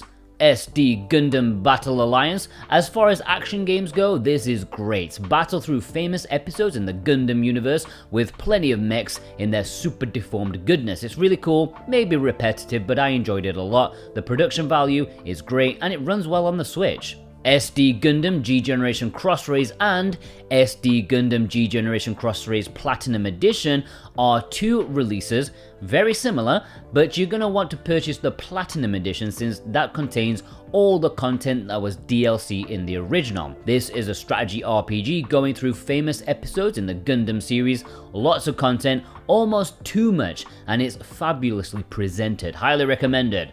SD Gundam G Generation Genesis is an earlier title in the series. In fact, this was originally a PlayStation Vita game. When it released on the Switch earlier on, it was only in Japanese and also only in Chinese, but a few years later, a Southeast Asian version was released, and that one does have English. It's the same kind of thing as Cross Rays, but really nice strategy RPG for fans of mechas. SD Shin Kamen Rider Rumble, another SD game. They love their super deformed characters. This one is a cute action beat 'em up for the Kamen Rider franchise. Not essential, but a bit of cheap fun. You have to buy the Southeast Asian version if you want English. Do not buy anything else. Sea Horizon is a dungeon crawling survival roguelike. This is a game I reviewed over on Switch Watch, even though it's not usually my style of game, but I enjoyed it for what it was. I could see its merits. It's got cards and stuff. It's good at doing what it's trying to set out to do, but a bit too dark and hardcore for me. This was a Play Asia exclusive. Seabed is a really interesting and unique story that delves deep into human psychological themes. The plot follows Mizuno Sachiko, a girl that has been looking for a partner who mysteriously disappeared without a trace. This is a kinetic visual novel, so there are no choices to be made and can be a little dry at times, but it's well worth persevering with. If you watched my big visual novels ranking video, you'll know it ranked pretty high. This was a Play Asia exclusive physical release and it recently got restocked, so yeah, it's still available now. Sense, a cyberpunk ghost story, is what you get when you mix adventure game with cyberpunk horror, with an overzealous dash of jank. I know I'm one of the few people who actually, surprisingly, liked this for more than just the ridiculous boobs. They were more like a bonus if I was like 14 years old. But yeah, I think it's a fairly commendable, jankish adventure horror game. It's also a Play Asia exclusive. Sense's Midnight is the sequel to A Cyberpunk Ghost Story, although as you can see, a very different gameplay, more like a budgeted PS2 game, which sounds right up my alley, and it's alright. I appreciate what it's going for. It's got a good few ideas. It's like a puzzle playground, but could have done with a few more months in the oven to really get it fully cooked, Sentimental Deathloop got a release in Hong Kong. It's a visual novel of sorts, but rather unique in some aspects. It's a time loop kind of narrative as you try to figure out why your friends keep murdering you each time. Don't you just hate it when that happens?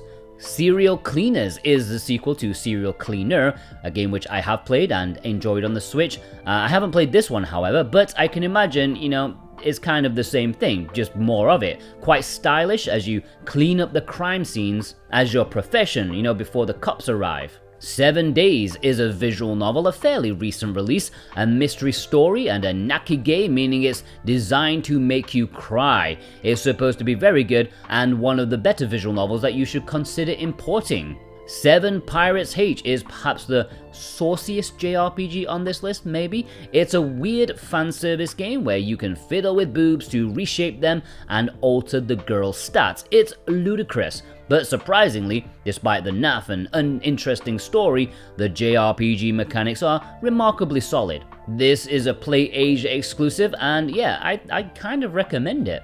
Shanghai Legend and Shanghai Refresh are 2 games of Mahjong Solitaire, and that's about as exciting as it gets. Lots of content if you like that sort of thing. Personally, I prefer to stick with proper Mahjong, not Mahjong.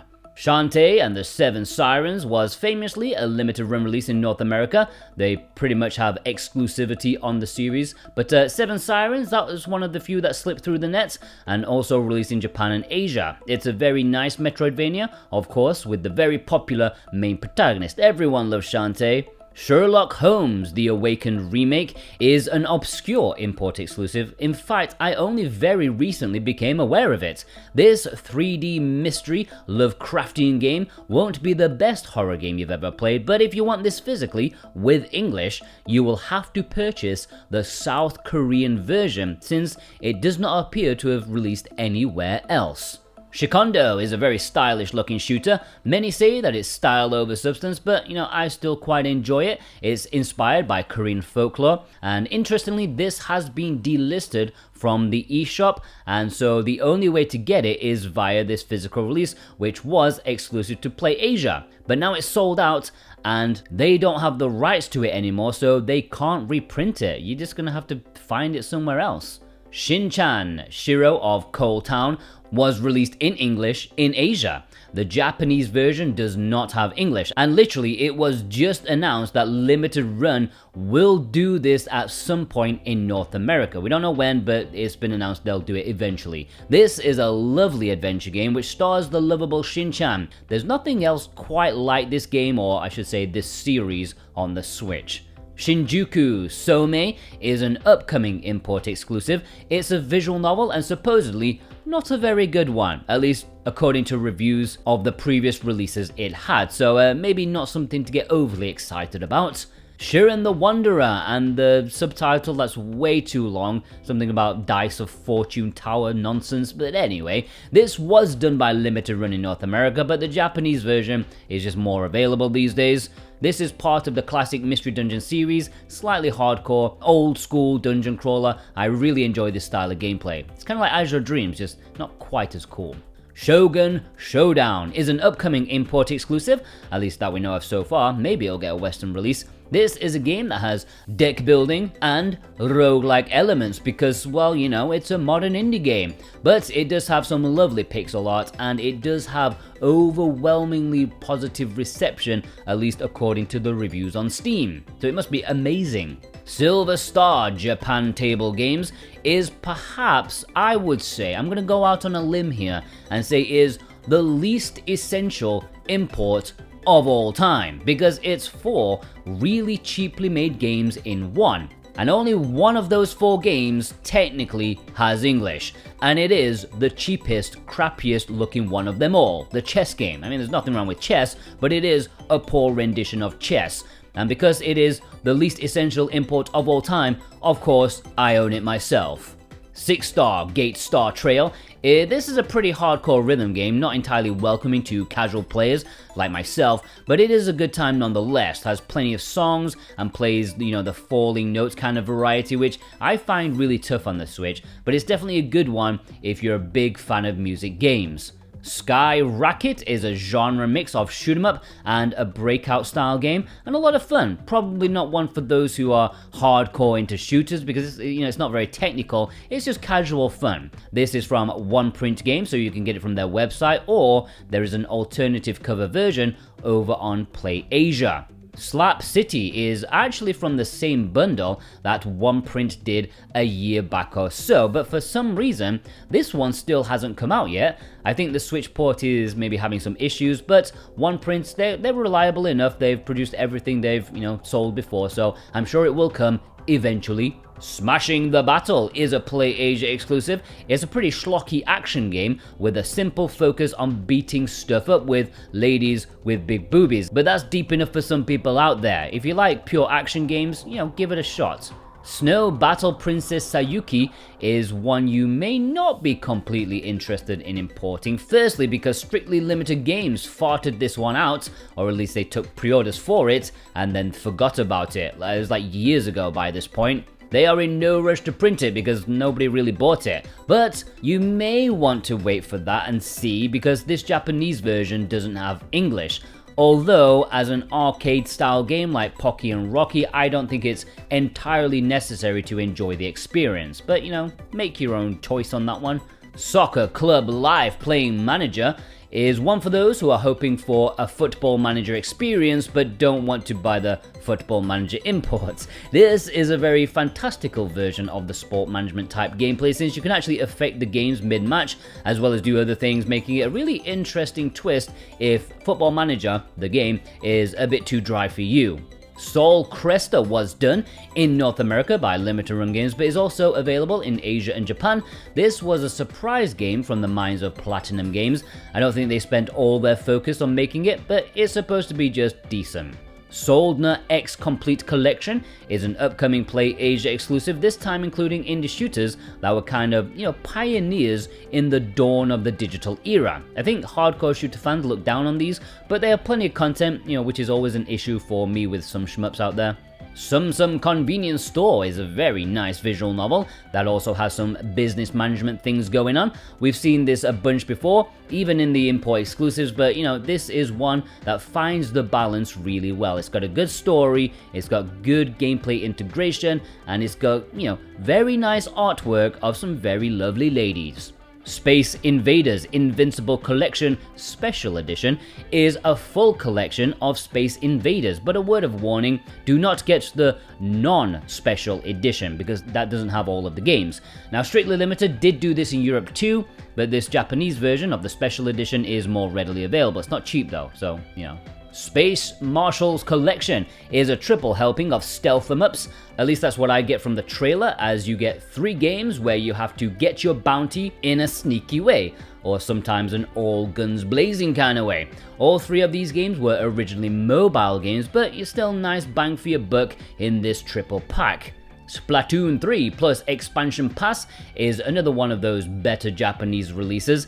This does have a European release, but that has a voucher for the Expansion Pass rather than being on the cartridge. However, the Japanese version appears to be content complete, at least from what people have told me. And I should also mention the Aussie release, which is also content complete too, and is far enough from the West that, distance-wise, rather than culturally, I still include it as an import, with your little funny accent and stuff. Star Melody You Made Me Dreamer is an obscure import since it first released in Japan without English, but randomly, like a year later, there was an Asian release that did have English. It's about magical girls with superpowers tackling an alien invasion as you do at the weekend. Oh god, you can't move for that. It tries to blend simple RPG and rhythm gameplay with the VN formula, and it doesn't really work. It's one of the lowest rated visual novels on the Switch that's physical, but interesting attempt nonetheless. Startup Company is Play Asia's 3rd exclusive game that they've done by themselves without East Asia Soft, and so far it's their last one. It's been like over a year and they've not done another one since. I don't know why. This pretty much does what it says on the tin. A casual simulation game as you build up a billion-dollar company. You can get it pretty cheap right now. Steam Prison and Steam Prison Beyond the Steam are 2 Otome VNs. One is out already, one is coming out pretty soon, and as you can imagine, they are part of the same series. It'll be interesting to see where they take the story after the first game. This is a pretty hard-hitting Otome, all things considered, has themes of discrimination and about the differences in social standings, and it just so happens there are handsome dudes there as well, a nice bonus. Stray is an upcoming Switch release. Strangely, a Western physical has not been announced as of yet. I think it will come, but in case it doesn't, this is in this video for the time being. You know Stray, the cat game that no one would shut up about. Sunblaze is a very obscure release that was announced and released within a week, only in Southeast Asia. It's a commendable platformer, perhaps not for everyone since it is quite difficult, but if you're into pixel perfection, it's probably worth exploring. Super Cane Magic Zero is a bit of a weird one. It's more like a chaotic multiplayer game. You can play it alone and it's fine, but multiplayer is where it shines the best. It's got some great artwork and is probably a good time to play if you want an action adventure game with someone in the family. Super Mash is a genre mashup game. It's a game where you can insert 2 genres together to create a unique experience. A stealth game with an RPG, a platformer with a shoot 'em up. Alright, it's quite inventive if slightly limited, but it does have its charm. Super Retro Platformer Collection is a small collection of quick retro style platformers from the same publisher. Some try to emulate the Super Nintendo, others the Nintendo 64, and those are the ones that I'm the most interested in. Neither of these will last more than a couple of hours, some even less, so your money mileage may not be great, but they do have their charm. Super Robot Wars 30, Super Robot Wars T, Super Robot Wars X, and Super Robot Wars V. are 4 games in the Super Robot Wars series, if you hadn't guessed, and this is one of the best series to import in my opinion. They are some of the most badass strategy games that money can buy. Why? Well, they are packed with content and have some of the best presentation in the industry. The attack animations make it feel like you're in a proper anime. It's beastly and so good. And this is coming from someone who doesn't really like anime or makes all that much. Now, I'm not going to say you need to import all of them because they are kind of extremely similar aside from different crazy stories, but you should import at least one to try, see how you feel, and some of you will fall in love and end up importing them all, like myself. Now, with X and V, you can import any version you want, but with 30 and T, you have to be a little more careful which one you buy because they're not all equal in the English department. So, for Super Robot Wars T, do not buy the Japanese version, okay? On the other hand, for Super Robot Wars 30, do not buy the Chinese version. The ones that are cool are all listed in the Excel sheet in the description, okay? Don't buy the wrong one, guys, please. Sushi Shot plus 3 kinds of special set is an upcoming import exclusive that's 4 games in one, and they all have English. Obviously, there is quite a focus on raw fish wrapped in rice, and they're all kind of cheap, cheerful games that you'd find on the eShop, not particularly special, but one of them's called Sushi Race, and it's like a kart racer with sushi, because you gotta get that right. Swoon Earth Escape is a piece of crap garbage that for some reason got a physical release in Asia. I saw the developers say that there would be a Western physical, but so far it's failed to materialize. We're not missing much. It's perhaps the cheapest looking platformer I have ever seen get a physical release. It looks genuinely awful. Sword and Fairy Inn 2 is a cute little business management game that obviously feels like it was made for mobile first and foremost, but it's a solidly put together one starring characters from the Sword and Fairy series. It's a Play Asia exclusive that has sold out, and having talked with them personally, they told me they have no plans to reprint this one due to low interest. Symphonic Rain is out digitally on the Japanese eShop already, but there's no English. However, apparently in December, it's finally going to get a physical Japanese release, which includes the wonderful addition of multiple languages, including English. This is to celebrate the game's 10th anniversary, and it's supposed to be a pretty good visual novel. It would be pretty high on my rankings video if it was included. They announced it like after I made it. Synaptic Drive is a game that you may like if you're into Custom Robo Arena. It's basically that, but not quite as characterful. And I think that's the game's biggest downfall. It's a game that's not in the era it's supposed to be in, but hey, at least the gameplay holds up. If you want some competitive arena action, look no further. Table Games Deluxe Pack is a boring release of table games. However, it has proper mahjong in English and is therefore an essential import. I could be biased, of course, because I like mahjong. Taboo Trial is a game that's primarily bought for its cover art rather than its gameplay. I mean, just look at it. Bloody hell. But at least the game is pretty good, I suppose. It's an action hack and slash game, one that you can switch your brain off to and you're downstairs on with. The physical release only came out in Southeast Asia and also includes bonus costumes, which again is probably what you're buying this for. Tycoon Sports Pack is a terrible quad pack of 4 really cheap sports games that you'd probably find in the shovelware section of the Wii, or I guess on the Switch's eShop with how things are going these days. You get football, you get bowling, you get golf, and you get billiards. Taiko no Tatsujin RPG Adventures is a double pack of 2 adorable and highly addictive RPGs that play battles out in the legendary Taiko rhythm gameplay. Like, these are proper adventures with proper stories. Absolutely insane, but very cute and fun. And even if you don't want that, the games also have the base Taiko gameplay to just play music to your heart's content. Personally, I would say this is an essential import. Taisho Cross Alice All-in-One and Taisho Cross Alice Heads and Tails is the original visual novel plus its fan disc sold separately, of course. These are Otomi VNs, quite old school but well received. Now, the English for these happened in an interesting way.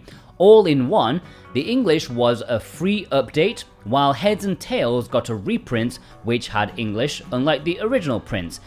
Actually, this could be the other way around, I can't remember exactly, but eventually they do have English, okay? Taito LD Game Collection is an imperfect import option because it's not fully in English. In fact, all of the stories are in Japanese with no subs, but the menus are in English. You can sort of get through them because they're just anime FMV games. A lot of it is visual, so you're not ideal, but you can still enjoy it if you want to import it. Tasomachi is one of the most chill platformers I have ever played.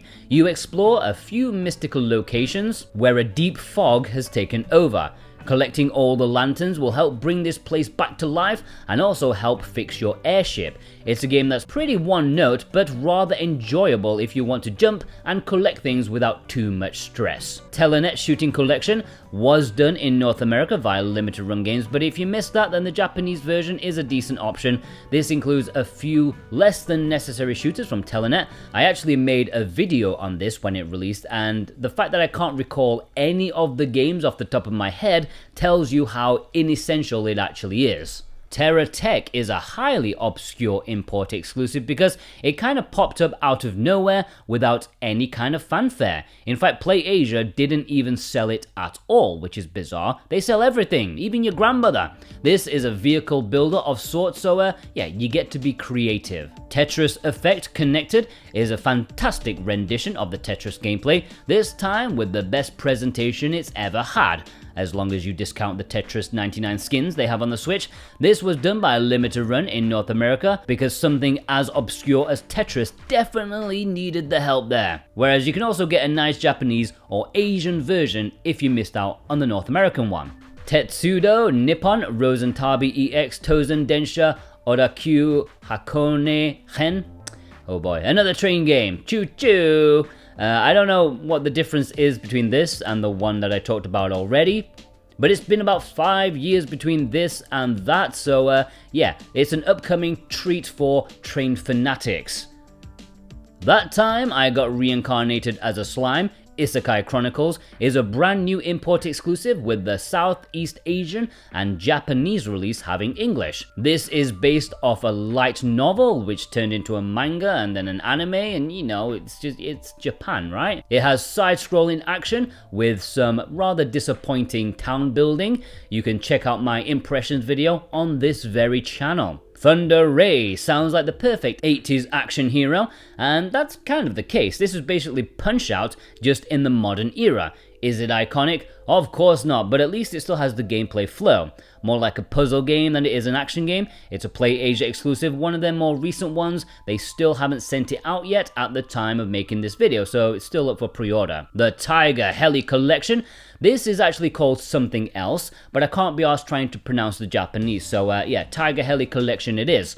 This was actually done by a limited run in North America, but long before that we had this Japanese version, which contains a bunch of old school NES era shooters. Tokyo Chronos and Altdeus Beyond Chronos Double Pack is a recent double pack of former VR games. They've been rehabilitated to be normal games, and these are two mystery VNs, supposed to be pretty good all things considered, and they are in the same series, so kind of following the same story. Tokyo Clan Pool. At the time of writing this is PlayAsia's latest exclusive release, and it's a pretty big one because this was one of the very last Vita RPGs that only released in Japan, and this is the first time we're gonna see it in English, on the Switch of course. Super goofy, as you are a teenage mayor of Tokyo fighting off demons. It's that sort of thing, you know? Tomoyo After It's a Wonderful Life is the sequel to Clannad. Unlike Clannad, however, Limited Run did not touch this, so it's only available in Japan. Most would say it's not as good as Clannad, some would say it's still fantastic regardless, others would say it betrays the original game, so mixed feelings all around with this VN. Toho Danmaku Kagura Fantasia Lost is an upcoming import exclusive that is a weird mix of rhythm and Danmaku bullet hell. It will apparently include 160 songs, but no mention about how much of that is money-grabbing DLC packs. We'll have to see when it releases in September. Toho Genso Wanderer Lotus Labyrinth R is a mystery dungeon style game that is widely over the top and lacking in any subtlety that the genre is known for. At least it's cute and goofy, and the West did get its sequel physically, but not this original one. Touhou Misty's Izakaya is another restaurant management game with cute anime girls. This time it's in the Touhou universe rather than the Sword and Fairy one. It's also much better received, it's a well-loved game, and the pixel art is absolutely gorgeous. Touhou New World. Wow, so many Touhou games on the Switch. And you know what? Of the ones that I've played, this is my favorite. It feels like a game with a bit more ambition, a bit more budget that's not just relying on the IP to get eyes on it. It's a 3D action game, and it's not mind-blowing, but I did quite enjoy it. Touhou Sky Arena Matsuri Climax is a 3D battle arena game with the Touhou franchise. We got something like this in the West already, but this is the one that only arrived in Japan. I have this myself, but I have not had the chance to play it as of yet. It's very obscure. Probably because Play Asia don't actually say it has English, but in fact, it does have English. Shh, don't tell anyone. Touhou Spell Bubble is another mix of rhythm gameplay, but this time with the action competitive puzzle game genre. I think it's a bit like Puzzle Bobble, and it's supposed to be very good from what I've heard. Really nice music to drop your blobs to, or something like that. The Town of Nier is the second BL visual novel. This one is coming in September, so not long to go for it, and it's supposed to be a really good one from what I've heard, with the plot being more of the focus than the actual dude you're trying to bang. Townsman Kingdom Rebuilt is pretty explanatory. You build a medieval town. I believe this has roots in mobile origins, but it's rebuilt for consoles and looks pretty good. Reminds me of like mid to late 90s PC town building games, so they nailed that aspect for sure. Trigger Witch is a game you'd get if you mixed A Link to the Past with some badly written indie twin stick shooter. It's actually a pretty good game, a lot of fun, doesn't waste your time. The story is on a different planet though. This is a Play Asia exclusive and it was recently restocked, so you can still get it. Trip World DX was done in North America via limited run games, but is also available physically in Asia and Japan. This was a Game Boy game and only released in Europe, and it was one of the most expensive Game Boy carts to buy. I think this Switch version is easier on the wallet. It also includes bonus stuff like rewinds and things like that. Tristia Double Pack is a double pack of crafting minigames sort of things. It is even considered a VN by VNDB. I don't know what's going on there. The Asian release should have English on the cartridge, while the Japanese release can have English via an update.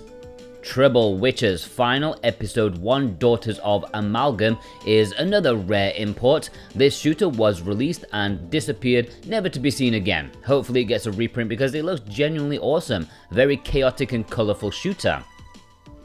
Turrican Anthology Volume 1 and Anthology Volume 2, or just the double pack, are two separate releases that can be bought together in a collector's edition, and it follows the Strictly Limited Games version that they did in Europe. This is the best way to get all the games and all their various editions. 10 games in total over 2 packages, classic side-scrolling action of the 16-bit era.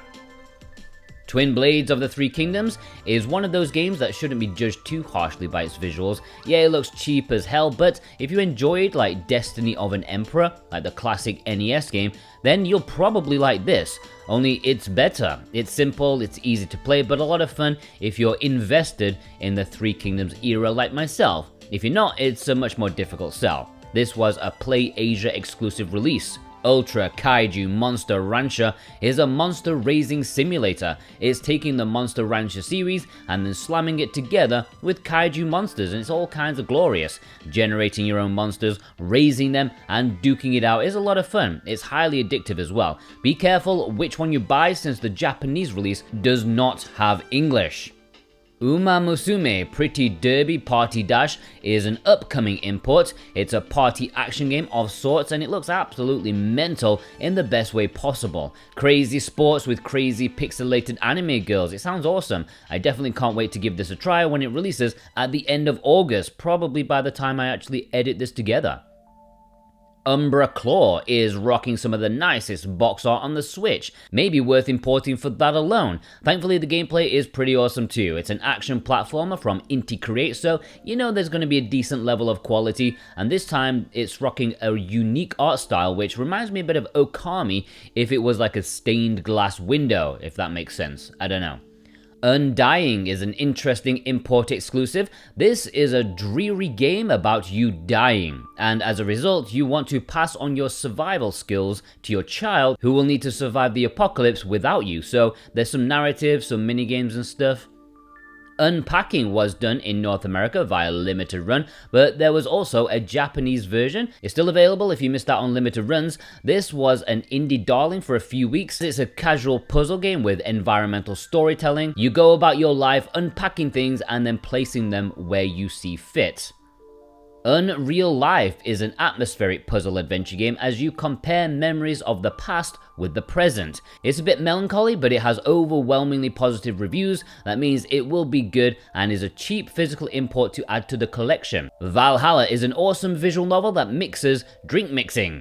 You're working in a cyberpunk bar and you get to know the patrons better or worse depending on what you brew for them. This game oozes atmosphere and class. Limited Run did this in North America, but the Japanese version is far more accessible. Valis Collection 1, Valis Collection 2, and Valis Collection 3 were all done by Limited Run in North America, and those have the English language on it. But if you missed that, then for me, English isn't very important for these games. Despite how much one or two nerds may try to tell you that they are seminal, they're just, decent action platformers. You don't need to know about the story. Even then, the fact that these games have been spread out over 3 collections rather than just one is borderline a grift in my opinion.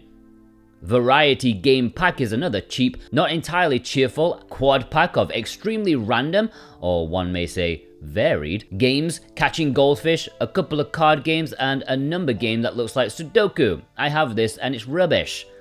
Various Day Life is another import exclusive, another from Square. This was originally a mobile game on Apple Arcade, and it's made by the same people as the Bravely Default crew, if you couldn't tell with the stupid name. Also, the lovely art style may give it away as well. Obviously, the scope of this game was made in line with playing on mobile phones, so it may not feel like a full-fat adventure, but it made the transition to the Switch very well indeed.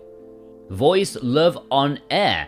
This is actually a late addition to this list. I'm editing it right at the end. Forget what I said about there only being 2 BLs in English on the Switch. This one is coming to Asian regions very soon with English. According to the few reviews about it, it's supposedly not very good, at least in comparison to the other 2 in this list.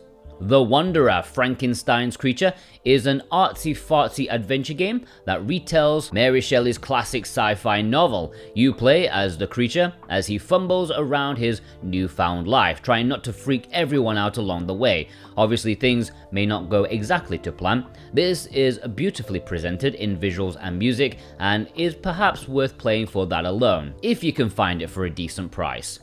Wargroove 1 and 2 is an essential import in my opinion if you don't have either of these 2 things. Number 1, the first game physically, which did release in the West, or 2, Super Rare's version, which was way more expensive and had worse artwork, at least in my opinion. Either way, that's very long sold out, so if you don't have those, then this is a fantastic package of 2 really great strategy games that are very comparable to the Advance Wars series.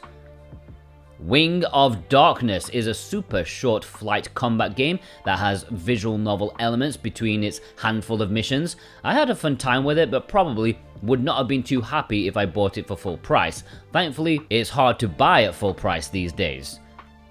Wizardry is an upcoming release in Japan. I believe it's highly likely to get a limited run release in North America in the future, if they haven't already put pre-orders up for this time, that by the time I edit together, I don't know. But yeah, this is a remake of a classic RPG that's supposed to be pretty sweet if you like the old school style. Wolffang / Skullfang Saturn Tribute Boosted Edition is an upcoming import exclusive that's not clear as to whether it has English or not. Not to worry, since it's a couple of shooters from the Saturn. When have they ever needed English? Since this is the boosted edition, it will also have new awesome music to rock out to. World Neverland is a simulation game of an MMO type game, and it looks all kinds of horrific and cheap, and all the words that made me actually want to buy it just to see how awful it actually is. I guess it has to have points for being ambitious, and a part of me does want to actually try it, so props to that, but maybe not an essential import. World of Final Fantasy Maxima is the Final Fantasy import that everyone forgets about. I think it was the first one as well that paved the way for the other Final Fantasies. It's a really solid JRPG spin-off that is a celebration of the franchise, as long as you can get over the weird heads that they have sometimes. I don't like that Funko Pop vibe, but anyway, this is the one that only intermittently comes back in stock. Like, years can go by without it being easy to purchase, so if you do see it and you want it, don't hang around. Xuan Yuan Sword 7 is a really ambitious action RPG for the Switch. I guess it's a bit more like Dark Souls than an actual RPG, but still, its roots are in RPG games. It doesn't look as swell on the Switch compared to other consoles, but I think it holds up nicely, and the performance isn't all that bad either. You wouldn't think that this came from a Chinese indie developer. It looks like a big budget game, and the physical is a Play Asia exclusive. Yohane the Parhelion, Blaze in the Deep Blue is a pretty cool Metroidvania from Inti Creates, based on the anime or manga or whatever it is, and it's decent for those who know nothing about the franchise such as myself. I could jump in and enjoy the gameplay no problem. It's got a well-designed map, good abilities gimmick, as Yohane's allies help her out with their special thing as you rescue them. Yohane the Parhelion Numazu in the Mirage is another Yohane game. We got 2 in just a couple of months, which is kind of crazy. Maybe there was like a new series coming or something like that. And this is an RPG-ish kind of game, more like a card battler. Very simple, not particularly immersive like a proper RPG, but at least the gameplay is pretty fun. Yume Otsutsu is a double pack of Yuri visual novels. These are considered very, very good at what they're trying to do. Okay, the fan disc is a bit of a letdown compared to the main event, but they're both very well produced. Limited Run did eventually do this in North America. Yuoni is a cheap, simple horror game that won't set you back much cash, and there's a reason for it. I'm not saying it's not very good, it's just, quite unremarkable. I personally bought it because it was super cheap. Zero Fire is a collection of Zero Wing and Hellfire into one package. All your base belong to us, you know that game, as it's from M2 Shot Triggers. There's no English, but it's not exactly essential. Only ones for hardcore enthusiasts. I don't think the casual gamer will be importing this one. Zoetti is a roguelike deck building game because, it's a modern indie game, of course it has that stuff. I'm not the audience for it, but this is all the rage right now, and it looks like a well-produced title. It's not out as of yet, but it will be out in late October, so not too long to grab this physically. And that is the end. That is all of the Nintendo Switch imports. Every single one of them, pretty much, unless I missed one. I don't think I did. Check the Excel sheet below for a full list, and if you want to purchase any of them, please consider using the links provided. I would greatly appreciate it, and it helps support me in the best way possible.